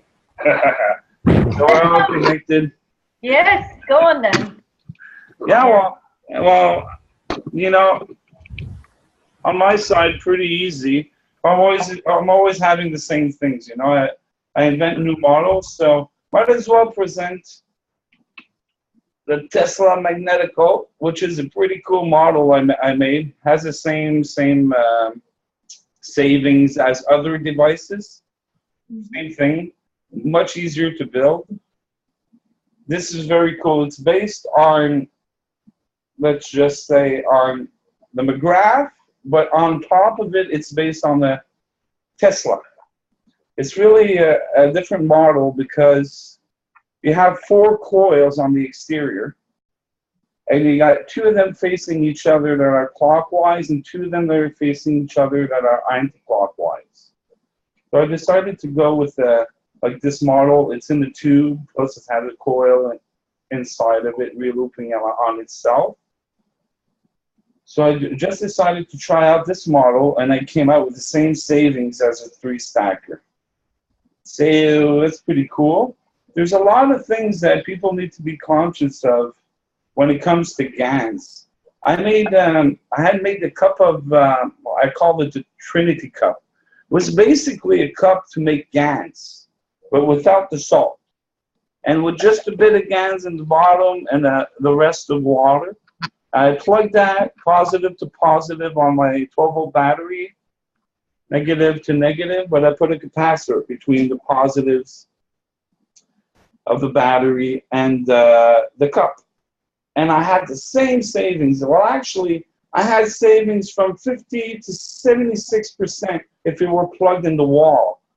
But the way it's calculated on 12-volt, I got 333% more out of the battery using uniquely LED lights. And I've been doing these tests over and over and over for 8 months. So for me, this is old news, very old news. But it's important to get out there. So for $10, you could get a device that will give you the same type of savings of these devices. And it actually gives off a feel almost bigger than coil devices. So it's hard to determine on the field strength and all that, but I can tell you that they all have like different types of feelings or frequency related to them. I had made some experiments with frequency, throwing frequencies into it, and I made a mistake. It was late. I plugged one of my wires on a live wire of my Tesla Magnetico, and the plasma blew up on all my USB devices. So yeah.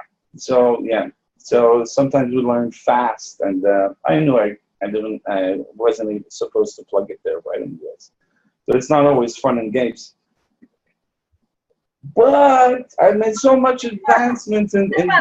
It's so exciting to hear about you saying that your devices work, okay? Especially the ones that helped you have, what, 80% savings?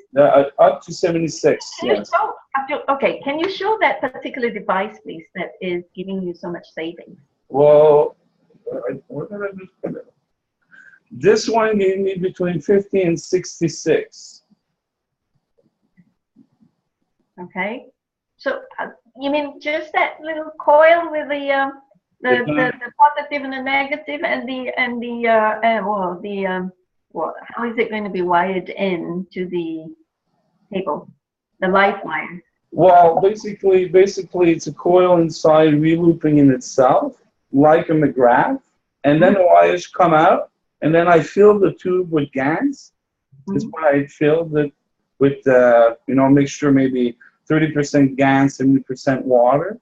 And then I took my wires, I brought them out. I brought my gravitational to my clockwise and my magnetical to my counterclockwise. And I made the coil.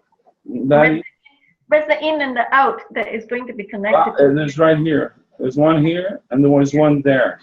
Right. And that's it. Just this one coil, and it helped you have up to 80% savings. How many months had it had to be plugged in? No.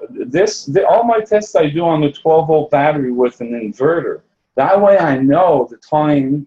I get results right away. I could tell you a device in 30 minutes if I'm getting savings or not. When I'm in my test, I know right away because the 12-volt battery doesn't lie. When it's empty, it's empty. And if it goes on 4 hours more than it goes on when you don't have a device, pretty easy to calculate. Really never took a genius to prove this device is out. I don't understand that. One of the reasons I got mad in the beginning. I have many reasons to get mad. Is look, I could figure out how to test it, but nobody out there, it means it's basic stuff, doesn't take a genius. I ain't no genius here.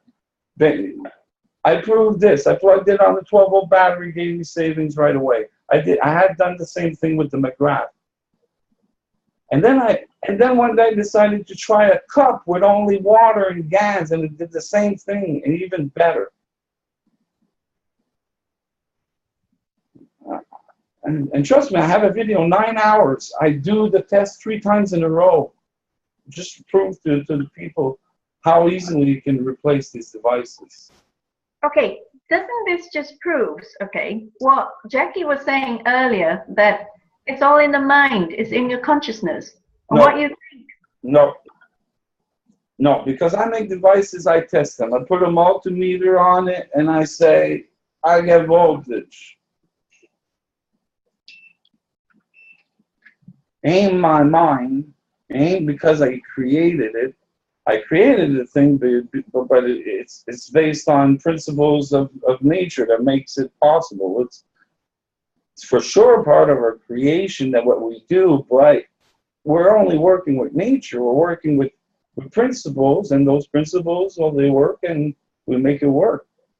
Now this is a big one. I've made little ones. I made the size of my pinky, really small ones. The thing is I made this one because when it dries up, it still works.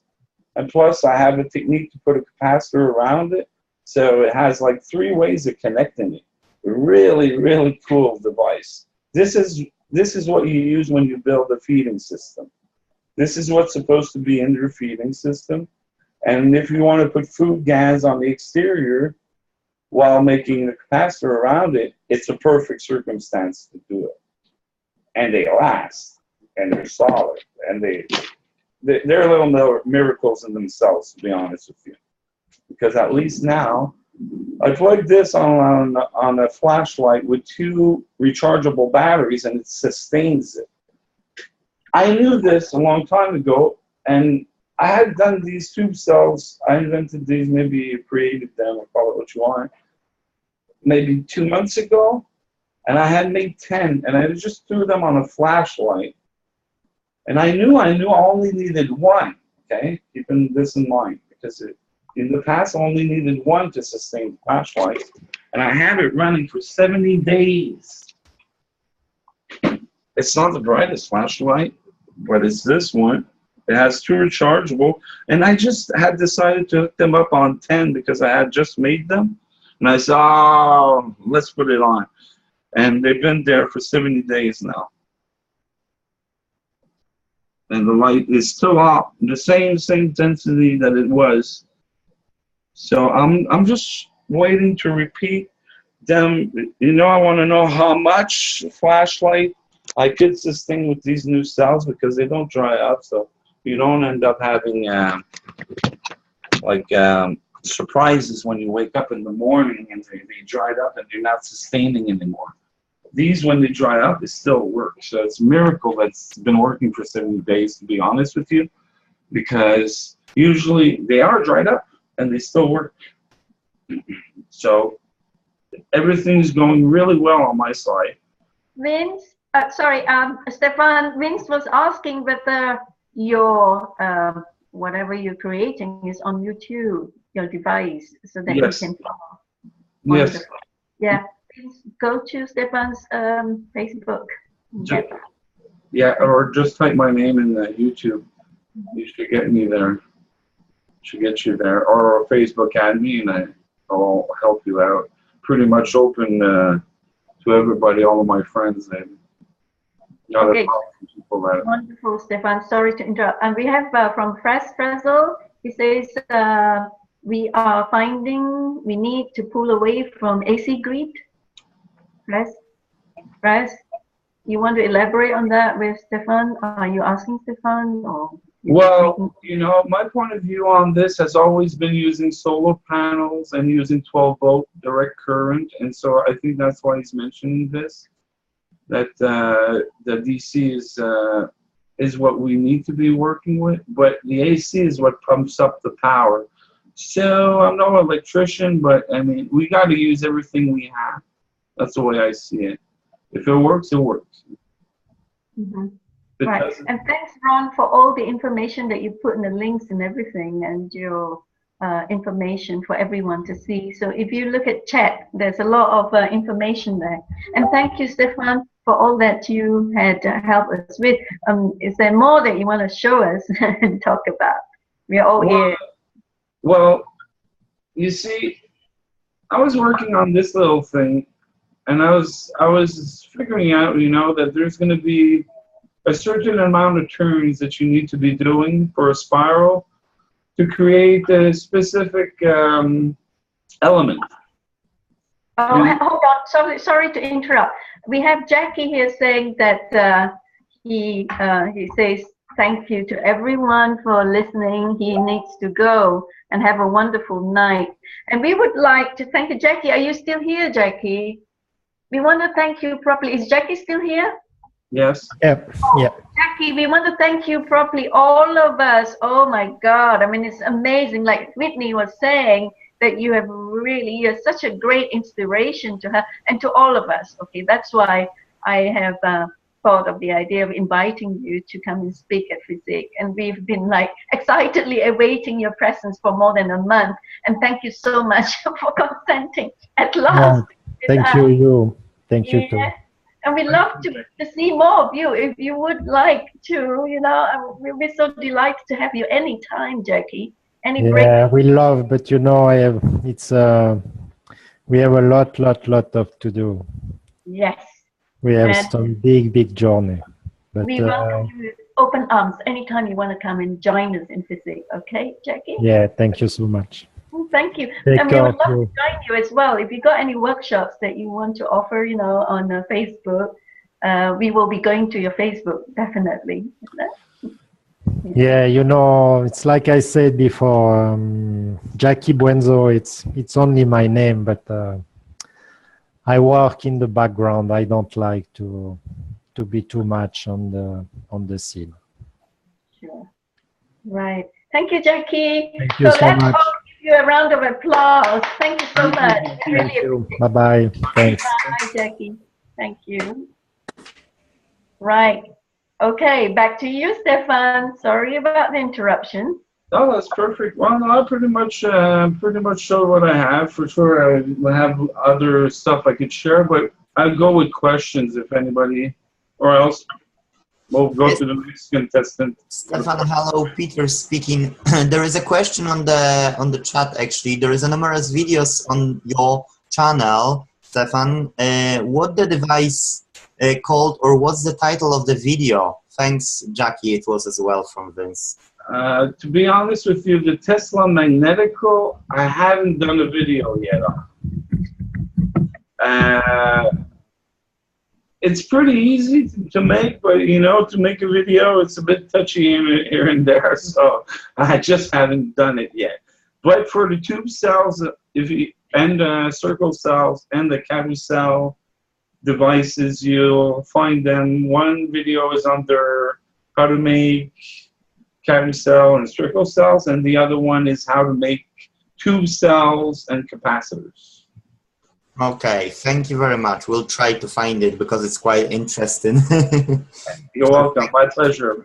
And if you will have find any time, find our great support on the, you know, on the psychic level, and we envy, you know, the work which you're doing. So we're looking forward to next videos you'll provide. Yes. Thank you. It's very nice. Add me to Facebook. I'll let you know right away when it's done. Thank you very much. Stephen, I've got a question for you. Yes. Those coils, I believe you said there was 4 of them. Yes. Are they all different diameters? No, the exterior, they're all the same diameter. Oh, okay. Thank you. You're welcome. I think I ended up finalizing with, what was it, 36 4 times plus 108 inside, number of turns. You could go actually, you know, like on that, you could do your own numerology. But, and for the diameter, I mean, be flexible. I mean, there's no laws to this, as you can see. The GANs itself is going to do the trick. So be innovative and go with what you think. I have another one. It's a Fibonacci coil. So the coil inside, I did 1 turn, I stretched it 2 turns, stretched it 3 turns. Yesterday I was thinking to do a 90-degree on that, but long story short, and then it comes out to a 108 that does the whole exterior, and it fell all in order. So. Oh, you mean that you followed the Fibonacci sequence when you did that? Yes, exactly. I'll be darned.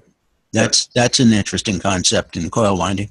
Yes, and there's a way to put the capacitors to have the crossover continue looping on top with a bigger coil, and so there's fun ways to work with this, especially with capacitors when you get good at it. And the cells, well, they activate the device, so it doesn't really get more powerful than that. Once you put, like, you know, between, let's say, you get close to 12 volts on the plasmatics stage, then your devices are like really powerful. Like really, your feeding system will really be a feeding system. If you start putting capacitors, food capacitors, or like James was asking before, there's a lot of ways to make interactions here without having to use matter state chains. Many ways. Just send me to Facebook and I'll let you know on those ways.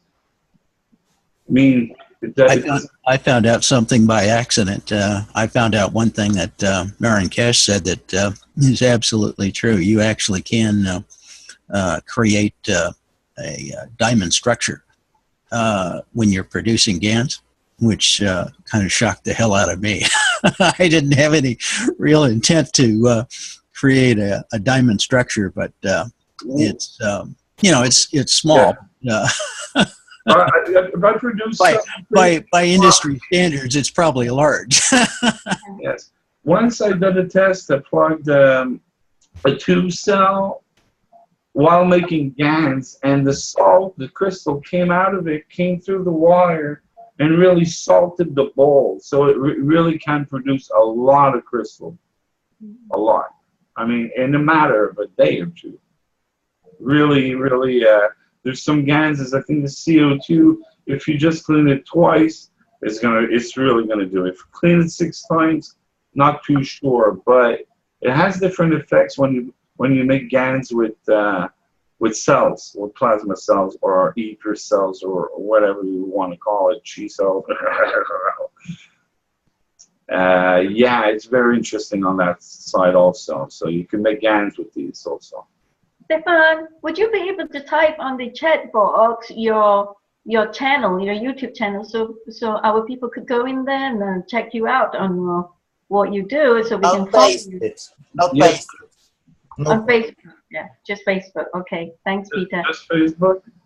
Oh, Peter, by the way, would you be able to save the chat, please? Because you didn't hand over the admin to me, so I couldn't save anything, no manage anyone here. So if you could save the chat, then we've got all the information. Everyone's picked. Of course, no problem. Thank you, You're more than welcome.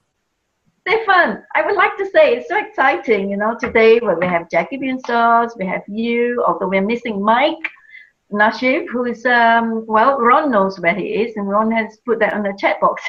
Okay. Baramay has been behaving, so I've been talking to Baramay, and he's been playing a good game now, so I just mentioned his name. He's playing very nice, he's leading people in a good direction, but we won't say more. Maybe James wants to add something on that. Maybe James wants to add.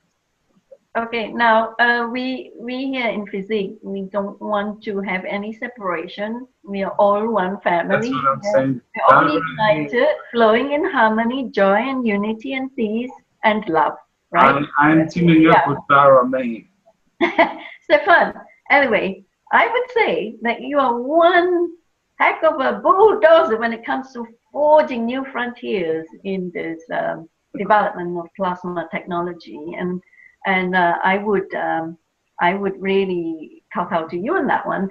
I would like to say, Stefan, if you would like to check out graphene, because that is the material of the future. That's why Steve, Daniel, and I travel all the way to Manchester and went to Manchester University to study the material. And I've got the report in physics site, okay, and physics Facebook, okay. Yes. So check it out, the photos and the YouTube, and the video clips. Okay. Yes, I'll do that. Yes, I'm into graphene right now. See what you can experiment with graphene. This has graphene on it, and it actually is conductive, so it's pretty cool. But to make something out of it right now, it's not easy. There's a capacitor. Well, there's the cells that people are making, but I would like to combine those cells with GaNs and make something strong. But I'm not into graphene right now. I got some laying around playing with it. But I just got to figure out how these guys are making their cells there with the graphene and to make it like they do, and then we could step it a notch. Mm-hmm. Or these guys have to be putting GaNs into their cells because they're working already with carbon and graphene. They're doing it. There's a lot of guys out there like Laser Saber and a few other ones that are very good on that. I'm pretty sure we got someone in the house that's pretty good on it too. So.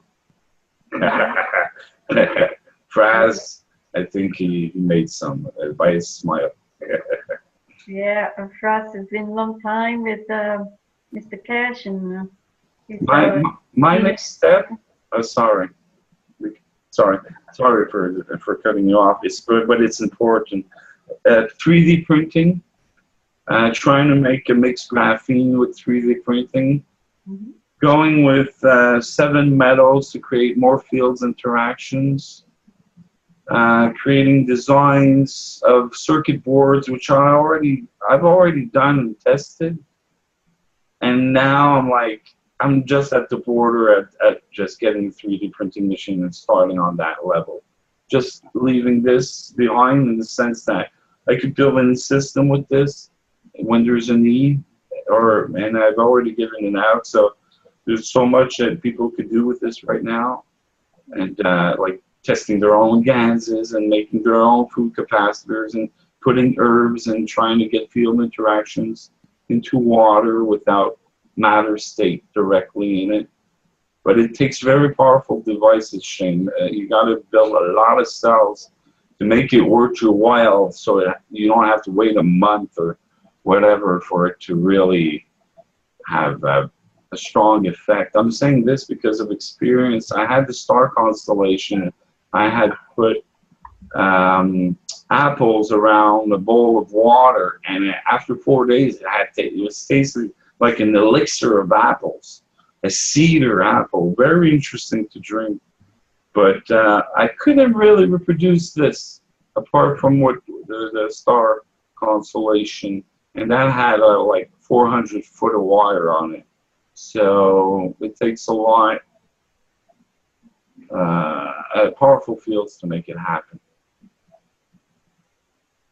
But nowadays you can do it in a day. You build 40 cells in a day easy, tube cells. It used to be impossible.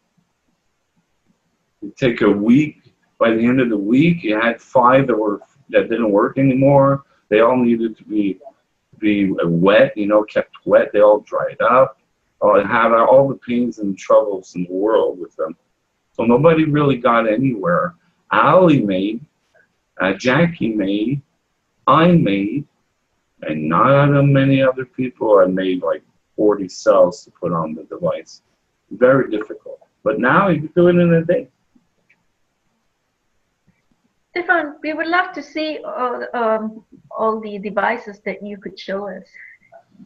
Well, around right now, you see, you know what happened in the past is I recycled all my graphs, so I didn't need to buy wire or nano-coated wires for a long time.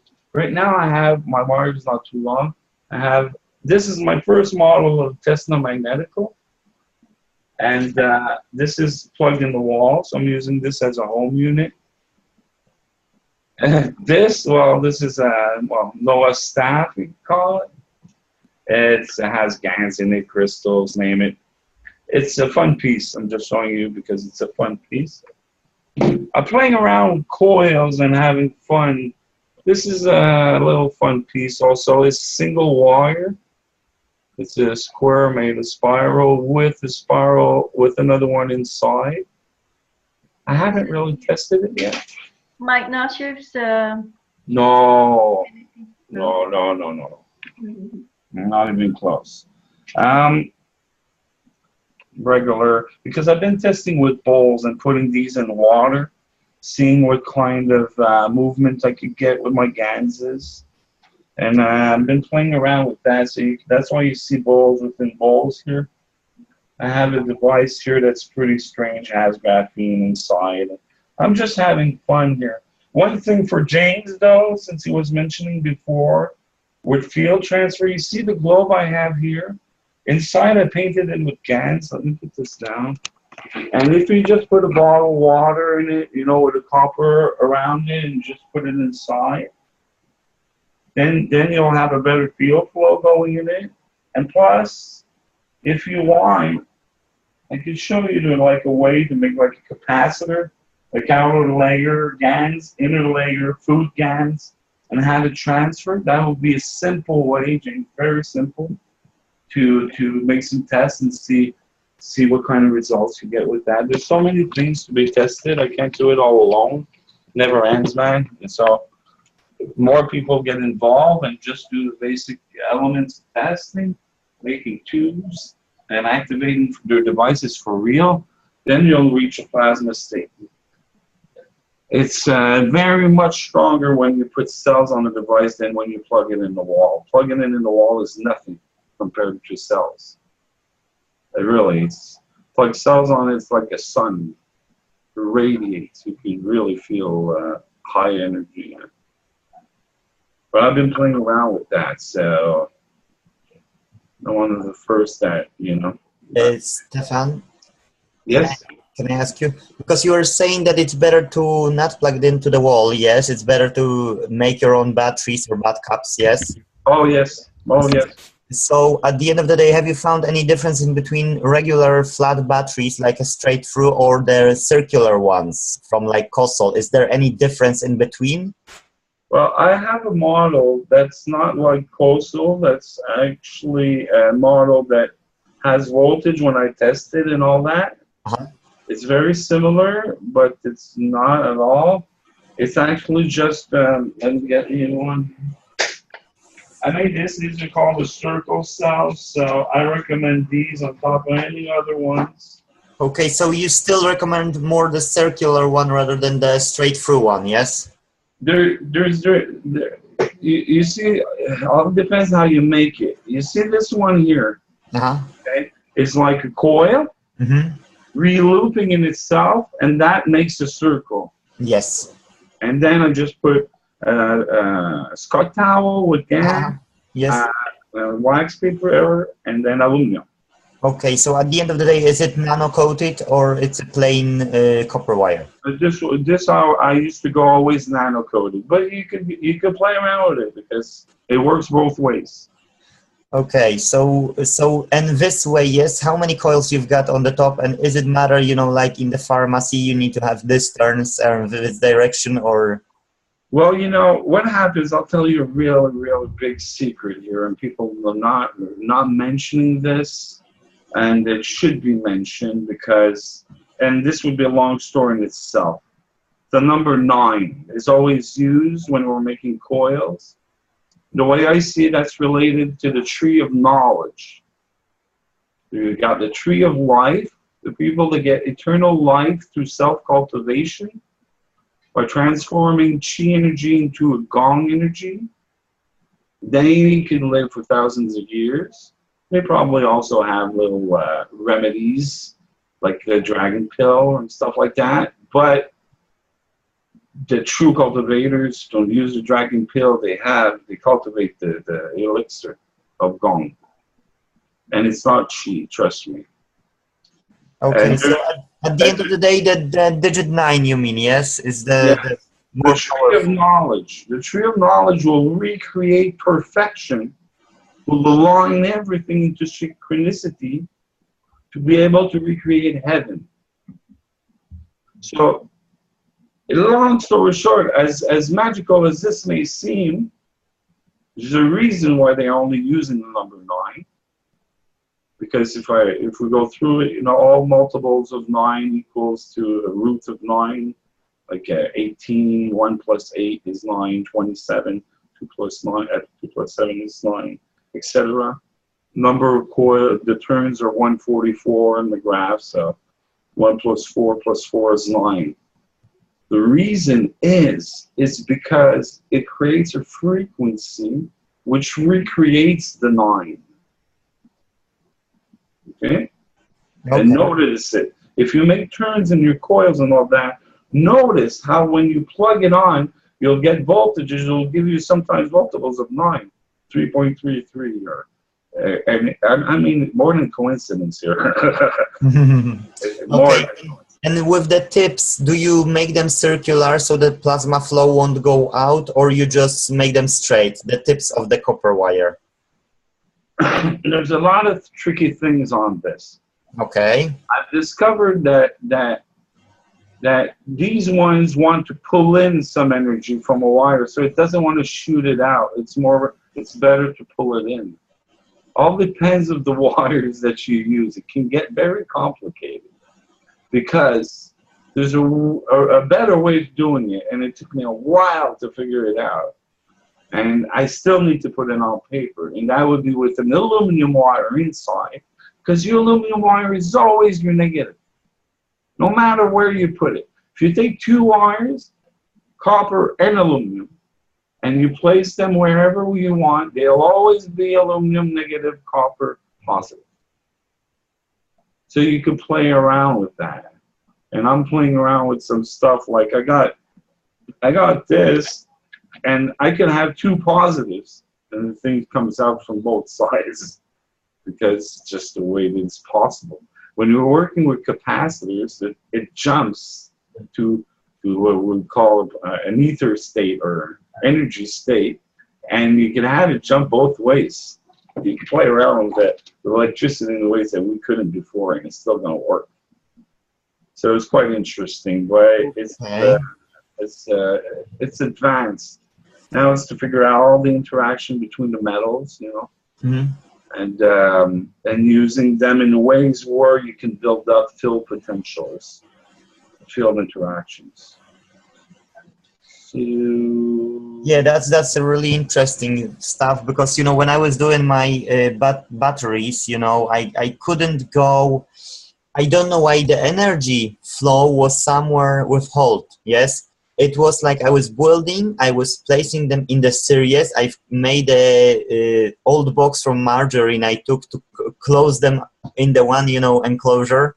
And Yeah. so that at the very end, I've checked and it was low voltage anyway. I couldn't go higher. I don't know what I was doing wrong. And I'm just curious, you know, what I could change in order to go for a really 12 volts and for the inverter then, yes?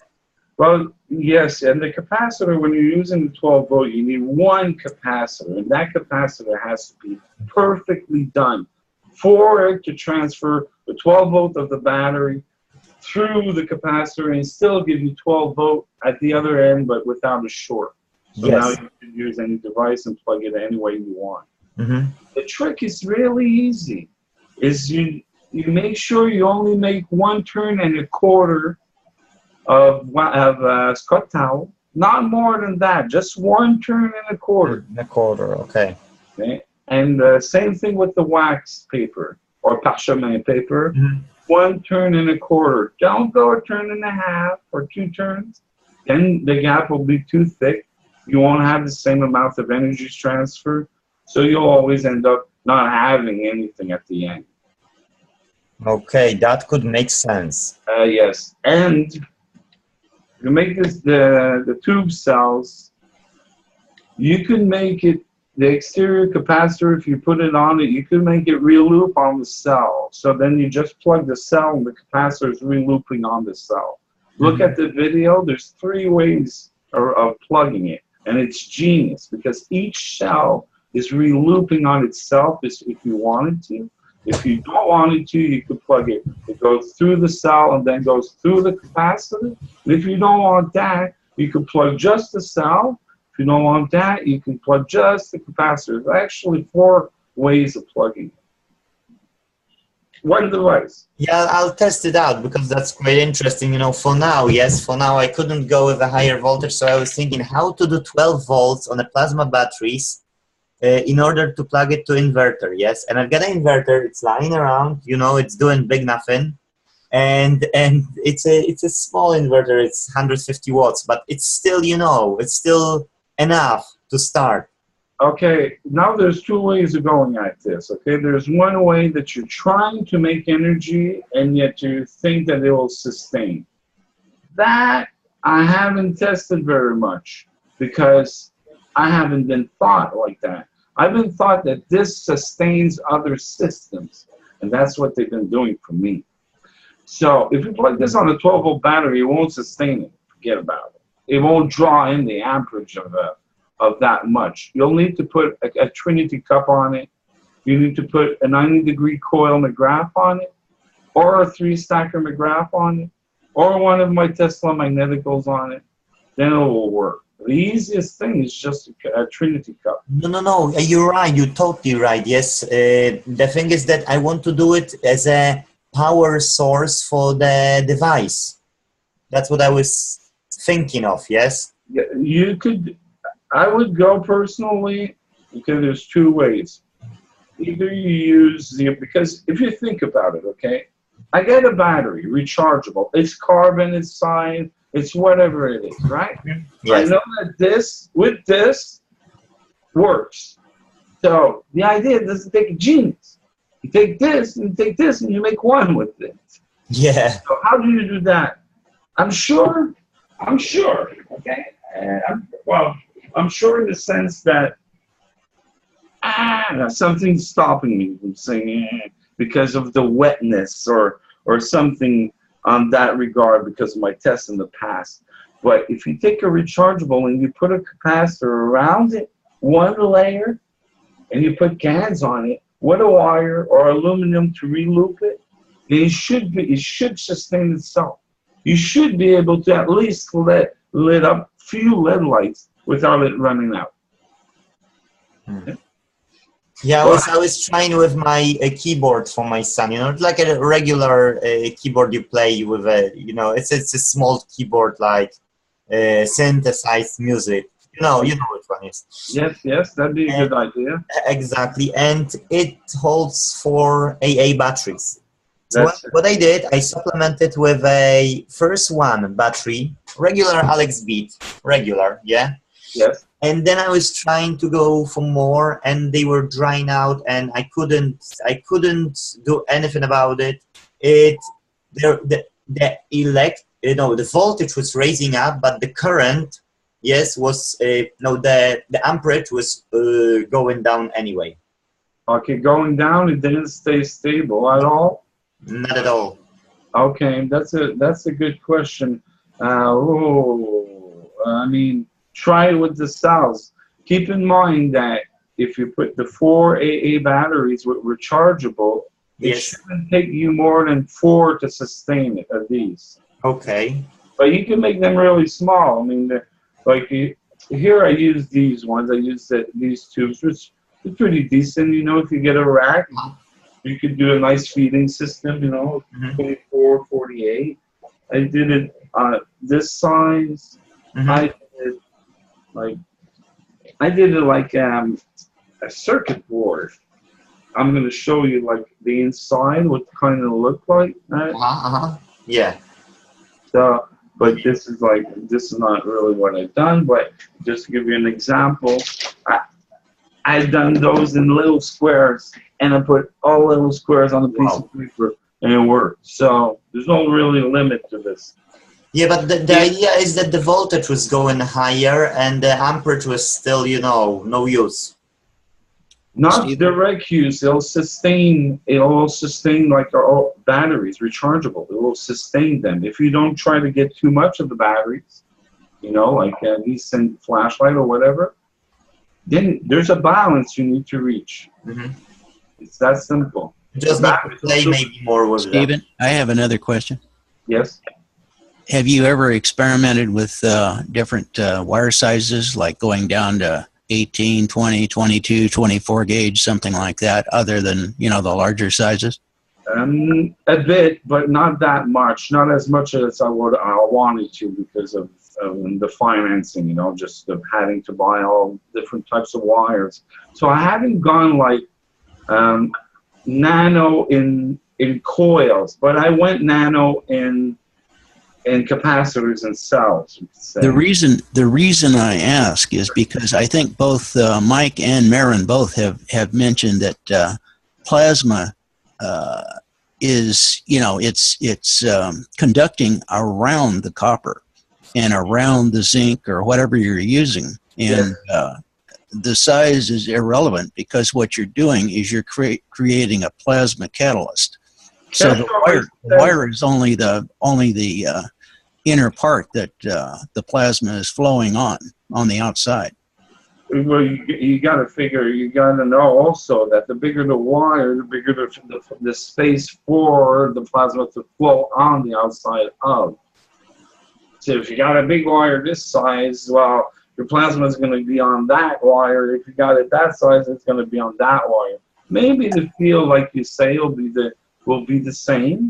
I don't know if that's actually true or not, because I don't have anything that I can really test you know, plasma with. I mean, I've got one of those energy devices that I can walk up to a lamp that's turned off and it'll sense energy there because it's, you know, waiting, you know, even though the light isn't on, it's idle. So Well, I don't reference in mind is from Kesh, the nano coating on it. It is related to surface. There are elements that is related to surface size. That doesn't mean that what you're saying is wrong, because there's a difference between the surface size of something and the size of the matter of plasma that it's doing. So it might be doing the same size in plasma, but maybe there's more pull in because of the size of the wire. Maybe there's discrepancies. You know, I'll bet one thing nobody's tried is taking a very small wire, like say, you know, what's really small, 24 gauge is small. That's very small copper. And, you know, it's not nearly as expensive as the, you know, the heavier wires. And if you took a coil form that was, say, like sewer pipe, which is what, a 6-inch diameter? Yes. Yeah. Take sewer pipe. Take a piece of plastic sewer pipe, you know, PVC. They don't call it PVC. It's something else. It's black. Anyway, wind a 20, 24, maybe even a 28 gauge coil on that and use that as the coil form. Now, how much plasma energy would you have there? Well, you actually have more space. You have more surface than you understand, because they're so close together, all of them. I bet there's more surface. Yeah, I haven't tried that yet. There's a lot of surface on a big coil like I that. have the only thing that I've used something like that for is for antennas, because I'm a ham radio operator. I have used something like that as a transformer to create. It's referred to as a balance. It's creates a balance condition from one impedance to another. You can lower or raise the impedance of an antenna for transmitting by using a balance. So it balances it down to something, like a 50 ohm coax or something like that. Oh yes. Just like you can do for television, which is usually 72 ohm. But anyway, that was just a thought. I just wondered if you had experimented with the smaller sizes and maybe a bigger form. Well, that's very interesting discussion. I'm sorry to interject because we only have about 12 minutes left, less than 12 minutes left. And it's really, really so wonderful to have you here, Stefan. And we would like to have you back to FESIG. Yes? Yes. Yeah. So we certainly would like you to come back. And we have next meeting for coming up on the 24th of August. Okay, make yourself free. And if you could just pen that down in your diary, that'd be pencil that down. That'd be excellent. I think we have Whitney. Whitney has done some Mike Nash's skew devices. Would you like to show that to us? And then we can go around the table and then adjourn to the next meeting. Whitney, we like to see your devices. So hello. Yes. So last night I slept with 4. Oh, yeah, I know you were saying it. You got 4. This is the box in the box. That is the light. Let's see if I can go this way. If the light's better. Nope. There's the light better. So there's 4 circular cores in the middle and 6 capacitor around the outside. So they're all glued together, kind of just glued together instead of pretty, because you don't really need a barrier to have that. Can you see that? Maybe put it closer to the camera, please. Trying to get it right on the lighting too. Oh, that's beautiful. Mm-hmm. So hot glue mania, too much hot glue. I'm trying to figure out. I figured out how to dip these. I'm making this open because then people can put their own things in the side or a GANS ball. Well, why wouldn't you use a shrink wrap instead of so much hot glue? This is a question that maybe everyone can help with. Is I don't understand about this whole capacitor battery drying out. And so I'm determined that the capacitor, that they're completely covered with glue, and it's not exactly as fast and easy of a thing to do. Where's the light there? There's one that's in the box. So there's 4 things. So, okay, from the conversation earlier, what I'm understanding from studying Mike Nash's information is that it's the number of twists that's the strength. So you have 1 field interaction, you bend the wire back, now you have 2 fields, you bend it back again, now you have the Trinity wire, or 3 fields, and you can keep on going up for the number of field interactions, and then you twist that together, and the number of twists is your strength. That's what I'm... By the way, Whitney has meticulously come up with a schematic with diagrams, with a shopping list of the materials and everything as well. Oh, she's done such a wonderful job of it. Whitney, would you be able to share with us here in FESIG the links to your documentation? Yeah, I'll put them in the chat. And also, so last night was the first night I slept with 4, and I can feel it in my body and how it's working with my body and changing my body. It's phenomenal. So having it's mirroring light with this a box that has smaller interactions inside and more interactions on the outside. So let me help Whitney here. Okay, Mike Noshib's a few devices are ascension tools. That's why Whitney is saying that she's feeling the effects of the benefits of doing this. Yes, condenses. Yeah. And this is 2 devices right there. That's 2 devices of wire. So very simple to make. No measuring, because you just don't, it's all based on your creativity, and you're putting that as the bio key into your device. And just made, which I think it would be the most powerful thing.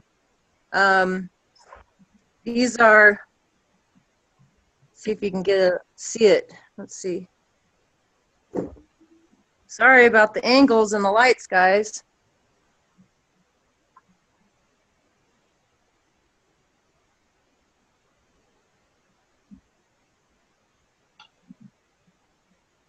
There's just one infinity. That wire that's wrapped around is actually doubled back on itself 7 times for 7 field interactions. But with the paint pens, from what I'm garnering all this information from everybody, so I'm kind of regurgitating. But so that the pen, if this was a paint pen, it would be shooting out light out of the one end that we gave the direction to have it shoot out of there. But now that it's an enclosed system, this is just like it's radiating light in a circular manner out. So it's radiating out light in all ways. And the 0 point energy is right in the middle there, right in the middle. And so one cool thing that I think I'm grasping to understand the way things flow, you can't quite tell it, but this is the side where the wires are bent at the tips of the wires. So this is the open end. If you hold the open end in your left hand, that's source, or the negative. And then if you hold it that way and then you try to bend it, if the wire, oh gosh, that's hard to show on here. If you can imagine grabbing with your right hand and my right hand right here on camera on this side and bending it, does this little wire that you're seeing that's in front of the other one on the crisscross, is it going to bend over or want to go around the back? So, okay, sorry about that. I did. Oh, Whitney, that's wonderful. Can you just be able to type in the on the chat your Facebook link? Okay. So everyone can I wanted to also say that I did do just with Carrie Ellis on the 21st Century Human Show. We just did it's going to be like a 4-hour How to Make an IQ. We just recorded it Monday and Tuesday. Fantastic. And that will come out sometime this weekend. So whenever that comes out, it'll be around on the Okay, Facebook. be on the lookout on Whitney's Facebook. She will announce when it's coming out, and we all will get it. Well, she did such extensive documentation. It's fun to play with all this stuff with everyone. Thank you. Thank you, Whitney. Thank you. Right, you can say something about. I did have just one thing to offer from the conversation earlier, and I just wanted to share it. I think that if you look at us going our whole lives, and everything that we put in our mouth is somewhere still inside our body, or the energy of it, or some log of it, or something. So wouldn't it be safe to assume that we have at some point during our life consumed all those 4% of things that we don't have already? Aren't they already in us? So also, like as we connect to this species-wide genetic brain, our collective consciousness, what a shaman concocted as a potion 785 years ago I should be able to access through the soul. So couldn't we already have all these concoctions already in us? That's the thing. That we could have access to that recipe or that something. I mean, this journey with GANs is really important because it shows us how we are, our bodies are made up. And I'm good there, but I'm not good. You know, I could not eat more. But I did go pick huckleberries in the forest yesterday, so I got my berries in. Anyway, with that, I'll say thank you. Oh, thank you, Whitney. You know, I never cease to be amazed with such special people coming into FESIG. You are so special, all of you. And it's so amazing what you come up with and share with everyone. Whitney, you were asking about how to keep the battery capacitors moist. I think Fred might have some answers there. Fred, would you like to say something about that? Okay, we're going to go fast and furious because I have customers waiting. Okay. All right. Number one, as long as you're not plugged into AC, your cubes are fine. They're safe. Okay? What happens with time on the AC is that the inside of the circle plasma batteries dry out, and you have a physical connection short through the matter state, and it goes from the copper through the aluminum foil directly through the different carbon molecules coming from the ash. And so you'll have a short out on the inside. They will heat up and get rather hot. If you don't hook them up to AC, if you leave them on DC, you're perfectly safe. They're fine. To counteract the drying out process, we have to go back to the Alex beads, and he was using a sugar solution with caustic. And what that does is it provides more carbon inside the battery so that you to work with, and it changes in form, and the caustic draws in the moisture from the atmosphere. Some of the tricks that are going on right now in the cubes is that they are being dipped back in water.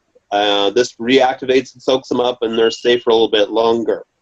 That's the key. That's the $150 solution to the problem with the drying out, is going back to the basics. Oh, so useful. Thanks, Troy. Yes. Okay, now we're going to start to put this onto steroids. We're going to bump this up. You're increasing what you want inside your circle plasma batteries into your capacitors and things. You want to start putting in your different layers of carbon. And we're doing it back into the Fibonacci numbers we're looking at in the size of the particles. Okay? It takes very little in the form of graphite, or graphene, I should say first. Your graphene is your smallest molecule. Yeah. Okay? That goes in as much as maybe total mass, 1/10 of 1%. It's a very, very small amount. Your next size matter is going to be your carbon material. This will be your activated charcoal. This is taking your fish tank aquarium charcoal, activated charcoal, and just pulverizing the heck out of it in a blender. You can do it in your house blender. You can do it with a rock and foil. You can just beat the snot out of it. And I've got more people calling at me. Oh, you're a true scientist. I will call you back. Yeah, all of a sudden I'm very, very busy. Guess what? Yeah, welcome to my life. So you're going to be adding more materials in the Fibonacci numbers of the different things that go into your plasma capacitor batteries or batteries for capacitors. Basically, your next layer that's going to go in is your ganzas, your different ganzas. We have to take a look in our ganzas. We're looking at a breakthrough right now worldwide in how we're applying our ganzas. Realize that you have... Sue, I'll have to call you.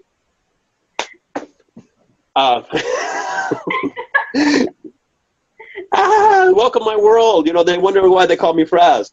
Anyway, you have ganzas that are acidic. You have ganzas that are alkali. You have ganzas that have salt in them, some that do not, that are neutral. You have ganzas that have sugar in them. Some are metallic ganzas, some are inorganic, okay, like your food ganzas. One of the ones that I was showing off a little while ago is this little one. So I can get it in the camera. It's brown in color. This one was a pain in the patootie to get. I've tried several times before I got it, then I realized that I was going about it wrong. And it's GANs of wood. It's basically burnt firewood using the same method that we use for making CO2 GANs with current of 0.03 amps with whatever voltage it takes to drive through it. The problem that I had was I was trying to do it dry, and a wood by itself is an insulator, so you have to have the seawater over, moistened daily to get the current to go through the firewood, okay, to get to the activated charcoal or with the burnt charcoal on the outside. The other half of the circuit is, of course, similar to just the zinc. You could use stainless steel, which is actually my next step in forming the GANs. Roma said pulverized with electric coffee grinder works good. It's going to be messy. We then go to how do we make our GANs? Where do we get our carbon rods? Easily and simply, there's a little item that you can get at the dollar store, and it's called a D-cell battery. It's very messy to take apart. It's composed of zinc on the inner layer. You have a protective coat on the outside. You have a zinc layer inside. Inside is a mesh of basically ground up carbon and an alkali, and it's pulverized. It's very, very fine. Don't throw it away. You're going to use it later on when we figure out how to do it. You'll probably end up using it in your capacitors. The inside is a pure carbon rod, and that can be used in your GANs production. What do we get from that? We get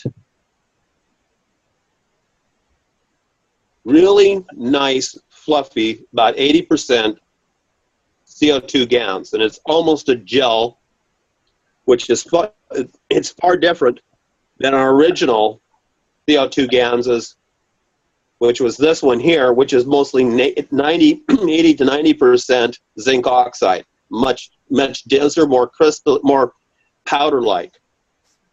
When we take the same process that we use here without current to get that, we end up with a new product. We're talking about almost the same setup in the GANs production. We now have crystalline GANs. This is zinc and copper. This one is zinc and brass with no current, but they are formed in the presence of the other GANs as they're being made in close proximity. Part of it has to do with the intent of the person making GANs. I wanted more and more of this crystalline GANs because I thought it was just really, really cool. And through basically desire and where you set it up next to the GANs production, you start getting out the different compounds out of basically thin air. It starts to form. The GANs right now worldwide, we're looking at going to the production of gold. Haven't done it yet, don't know anything about it. My thoughts are it's kind of like what Mr. Kesh was talking about, blowing the feathers across the gradient, where the heavy ones fall out first and then the lighter ones later, and the even lighter ones come out further. We do the same thing in the presence of the space between the generation of the GANs on our countertops, maybe with where we put our plates or our dividers in there, and it's basically sorting what we want. And what you're seeing right now is the first reveal of the crystalline GANs, and it's new using the same stuff that we've been doing before. And it has to do with position, it has to do with intent, and it's just, the joy of finding something when it comes out. When I got the wood GANs, it was exactly the color and the thought that I thought it should be. The next one that will be coming out will be the black GANs, and that's going to be using basically the same equipment and the same base materials, but in a different direction with a different intent. And hopefully by next time I will have some black GANs for you. It's in the works. As I'm going fast and furious again, I'm going to blow everybody away. We talk about what are the different GANs from the humans. You have things that we know already that are GANs, which is lymph. We know that plasma in the line of blood plasma is a GANs. We know that the GANS is formed inside the stomach and in the intestinal tract before it transfers into the blood and the lymph. We also then know that there's probably going to be GANS in urine, but it's going to have a lot of the other waste materials. No, I have not used urine yet in the GANS production instead of seawater, but for all intents and purposes, the salinity of your urine is the same as the seawater, but it's got a lot of stuff in it that you really don't. We say you're getting rid of some of the toxins that are inside your body. If you weren't taking in toxins, then your GANS and your urine probably wouldn't be so bad to take in. From a medical point of view, you can get by for a short period of time of consuming your urine. Those that do it in the morning, it's a small amount, maybe 6 ounces, and they do it every morning. They recycle it, but they're taking in a lot more other water that is not urine. So you're not putting a heavy load on your kidneys. I don't want to see people destroying your kidneys.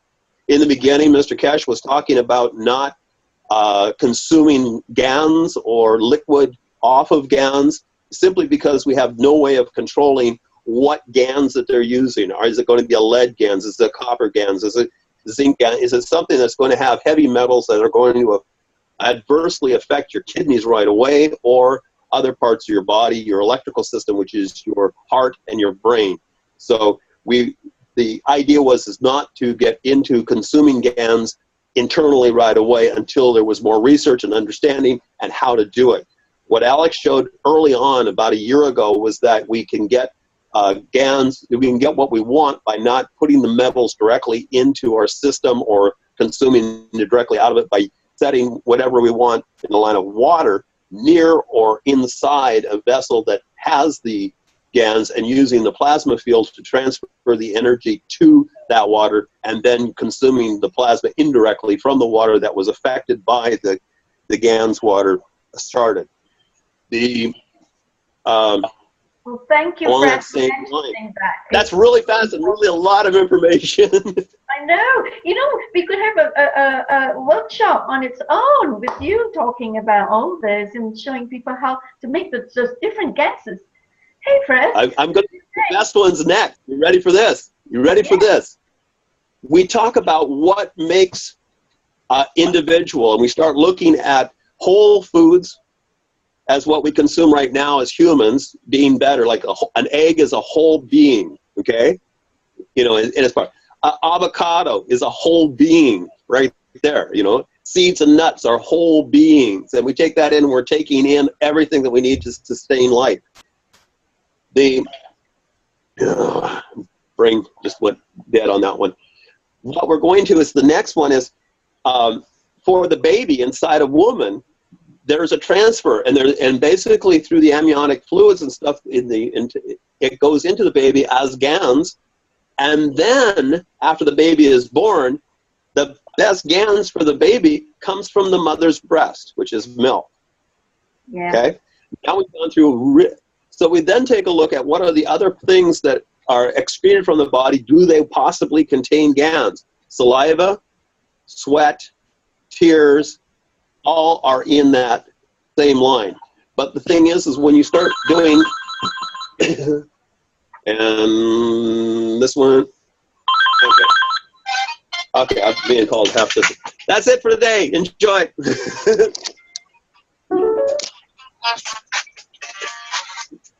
Hello, Mark speaking. Okay, just a second. I got to call back. Hello, can I help you? Okay, I've muted Fras. I think we can move on. Vince and Trish, I don't have you do have your hands up. I don't know if you want to add something or ask something, or you want me to lower your hands. Guys. Trisha, Vince. I had a question. You know what? We have to go fast because we have already gone past the 2.5 hours, and the recording shouldn't be too long. Okay, let's make it fast. Thank you. Because I'm about to go around the table anyway to close the meeting. Okay, so I was just curious. Yeah, we, go we ahead. take apart a battery and put carbon in our GONS making solution, and that'll give us higher quality GONSes. And he didn't, I was just curious where that carbon was supposed to go. Does anyone know? I guess Franz probably can't answer that. Yeah, well, You yeah. know what, James? I You can think just replace. You can replace your carbon nano-coated wire, copper nano-coated wire by the carbon rod. You could even put 2 carbon rods and make with a monoatomic CuO2 or CuO. So you just replace your nano copper wire with the rod. And is that the copper wire that hangs it on the side, the copper plates or the zinc plates? Yes, it's the wire that goes directly in the ball that has always the negative on it. So the nano-coated wire is black. It always goes on the black negative.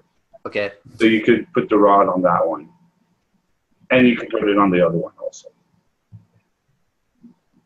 All depends. You could put like the rod plus a zinc plate, the rod plus another rod, the rod plus just a regular copper wire, the rod with iron. Got you, Stefan. Aluminum, gold, silver, shungite. That's what I'm doing right now. I'm doing shungite. Shungite. Wow. I'm wearing a shungite. Yeah, yes, there's a lot of stuff to play with. I want to go directly to gold and I know iridium and stuff like that.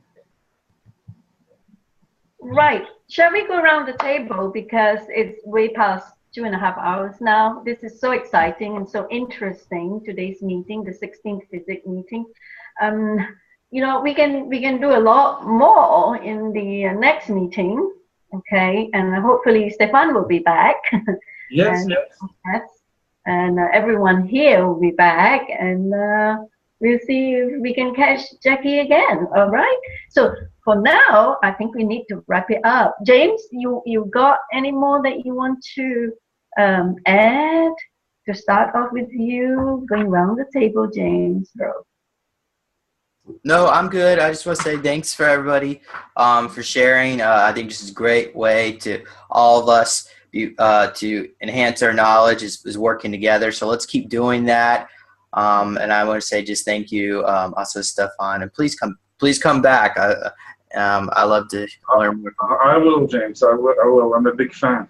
Wonderful. Thank you so much. My sympathies for your friend, your loss.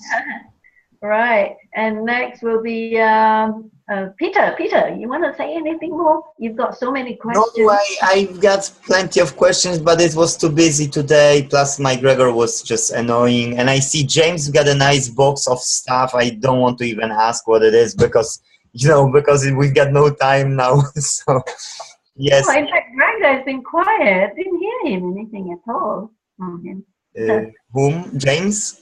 No, Gregor. Yeah, now he's fallen to sleep, so I could spend some time with you. He's such a good daddy. Right, next is Trisha. Trisha. Oh. Hi, can you hear me better now? Oh yes, we can hear you better now. Yoo-hoo! Right. Yeah, my connection has been choppy today. But I just want to share with you guys something I found out last night is Dave Schmidt from the Sedona Connection. If you go there, they're taking people's names for people who want to fund projects. So another one of funding projects that I want to share with you guys because I know you have amazing gifts to share. So Sedona Connection, go there, submit your name, and they're for funding projects. Thanks, everybody. It's choppy again, but we got everything from the Skype chat. I mean, from the Zoom chat, okay, that you put in all the links and all. We'll check it out, sister. All right. Okay. Oh dear, Trisha, you're muted again. Anyway, okay. Next, we go to Vince. Vince, you got your hand up as well. Would you unmute yourself? I can't unmute you, okay, because I'm not having the Vince. Okay, we move on to the next one if Vince can't do it. The leader.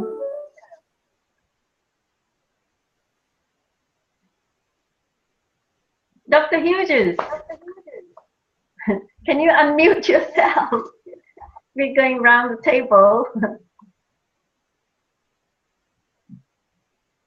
Dr. Hughes, are you there? Do you want to speak up? Oh, there you go. I'm muted, but I don't know if the person is at the computer. Okay. Dr. Hughes, are you there? Okay, Dr. Neil, Dr. Hero, are you there? Yes, I am. Oh, good. All right. We're going around the table very quickly. If you've got any unfinished business that you want to say, and so we can wrap up the meeting. Yes, about wrapping up. I see a lot of knowledge here, and it is scattered around so many people that probably to a newbie, a new guy, to enter here and try to understand it will take it incredible amounts of time. So I propose an idea that hopefully it transforms into a project. Let's say that we actually remember the best things that we have said and note it down, extract the videos where it is, and make like a classroom, 101, 102, 103, 104, about the best things that we have come up. So it will increase the speed that the new beginners can learn the knowledge. That's just an idea. Hopefully you get it and transform it into a project. Neil, actually, I did mention that those who have been speaking up about their specialty of branch of knowledge, that they are to give their links, the Facebook links on the Zoom chat room. If you could access that, you'll be able to get there and individually contact the people who are the specialists who were speaking. Okay, and go into the video channels as well, like Stefan's. You know, he's got his. He's amazing. He's got such a treasure trove of the archives of videos that he made. Yeah, I understand that. Probably I should put it into a different way.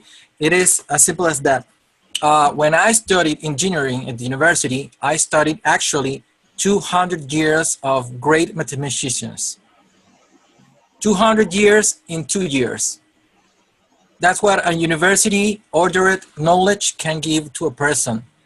So we have this immense knowledge here, and if we put it in an ordered way, we can reduce the time to learn it drastically by 100 folds. That is our mission as pioneers in this knowledge. Okay, FESIG is a platform where plasma scientists and technologists and developers and designers come together, and then we will then show each other and share with each other the knowledge and the insights and the ideas. And then once we got funds flowing through, we know exactly what to do. That's why we've got this council set up as well. And then we will be brainstorming and setting up structures, and with the funds flowing, we will be able to set up workshops. We'll be able to set up a sort of like a university or college or something where the specialists will come and teach and have the workshops and properly archive them, or have Zoom classrooms, you know, scheduled like every week or so. Okay. In the pipeline. Yeah. Thank you. Okay, I got. Thank you very much. Thank you. Right. So we have Fres. I did ask you before if you would just give me a link to your Facebook or your website. I would really be so happy to put it up, a link on the FESIG page, the FESIG site, and also on this chat room here. If you would just type it out so everyone would be able to reach you and learn from you and have some private arrangements with you, because you are a treasure trove of knowledge there. Right. Yeah, I'm going to talk here real quick and then jump into chat because my system doesn't let me do both at the same time. Basically, on Facebook, I'm Frazzle, And a lot of my work is basically my writing. What's on my webpage is simply my stories from the deep, and that's just insight to my own development.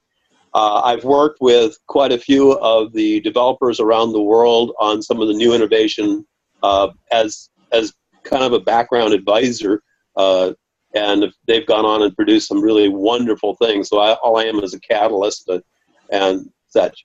And then there was one other thing that was really important. I can't remember what it was. So terrible.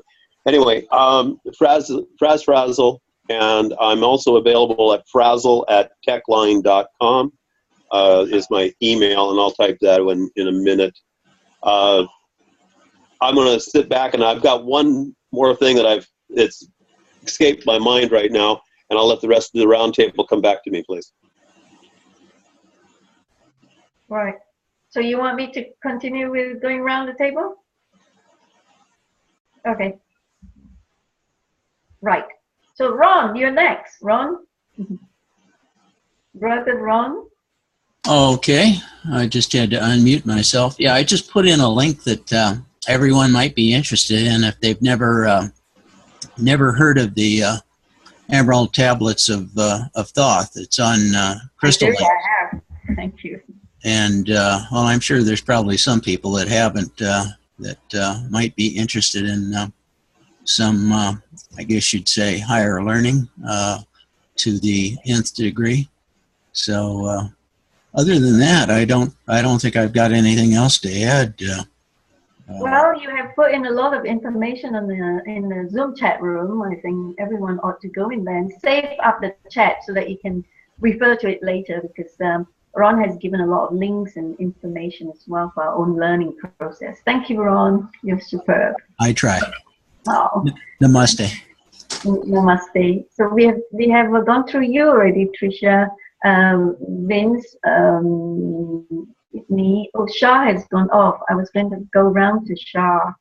Oh, Shah is a bit shy. Well, who else have not? Can I add one thing, Whitney, before? Go, Whitney. Yeah, go ahead. So there's a beautiful mixing of everybody's intent here, and we started a group called the Goddesses of GANs. I don't know if anybody's heard of that group yet, but it's just a group of ladies from around the world who have been feeling this need to simplify the information so that it's very easy to get out to people, just like I'm sorry, the gentleman earlier that was talking. And so this, the link that I put in the chat is Many Hands for Peace, and this is just the start of the website, but this is where we would not showcase, but it would be a way of introducing this group to other groups as well. So the idea is that little workshops in every town need to be able to show people how to do these things and to make that background. So it's kind of, it's all happening at the same time. Everything we're intending is going on right now. That's just, it's all beautiful. It's all going on. It's so amazing. It's happening so fast as well. And you've done so much, Whitney. Thank you so much for everything in the Ascension tools that you're making and all that. Right. So next we go on to Vince. Have you done your turn? Everybody has done their turn, right? Stefan, anything last that you would like to say? Any last words before we wrap up the meeting? Oh, thank you for letting me share. Thank you for sharing. Thank you for coming in. It's so wonderful to have you here. And we hope to see you soon as well in the next meeting. Yeah, I'll be here. Good. Right. That being said. But the joy. All right. That being no other business, this meeting is adjourned. It's now adjourned to the 24th.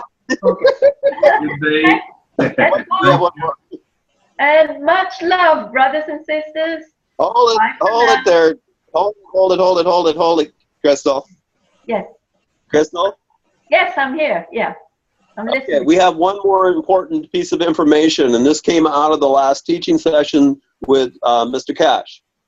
We were talking about in the inside of our GANs balls placing some amino acids. some of which are scraped from the top of your GANs, which is basically the safest. The other was some of them have put in a drop of blood into the end of their personal. We talked about the cubes and about some of the other devices, and we had concern about how, can they be hacked? Is it going to cause us problems? And one of the important, I think Stefan brought it up, I may be wrong, was that by each of us doing our own devices and being just a little bit different, we have our own intention built into it in the first place. And so it's basically our own key to our own spaceship. The DNA or the blood or the lymph or whatever you place, a piece of hair, whatever it is, in the center of your GANs ball gives you that international or uniform key that's yours only, and it won't be hacked. Some of the units that have gone out from some of the other developers have had their DNA put into the center of their devices, and this is my warning to you. You want to make certain that your devices that you buy from other sources, that you have your own GANs balls with your own DNA if you're going to put it in there, or your own lymph, or your own amino acids. And that's the message. I love that. Thank you so much. Yeah, that is the contention for a while now. I mean, we were debating on why, don't buy from others if they're going to have their energy signature there. It has to be your own to use. Yeah. Thank you so much, Fred. It can be overridden. There's different things that others have done with purification of crystals, etc. Those all work because you're basically putting another layer of nano coating on if you smudge stuff.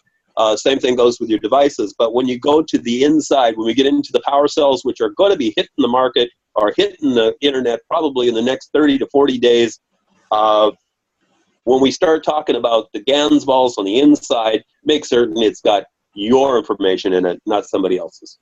Precisely. Here. So, there being no other business, let's close this meeting and adjourn it to the next on the 24th of August. And thank you so much. Namaste. Thank you very much. Namaste. Thank you, Peter. Thank you all. Thank you.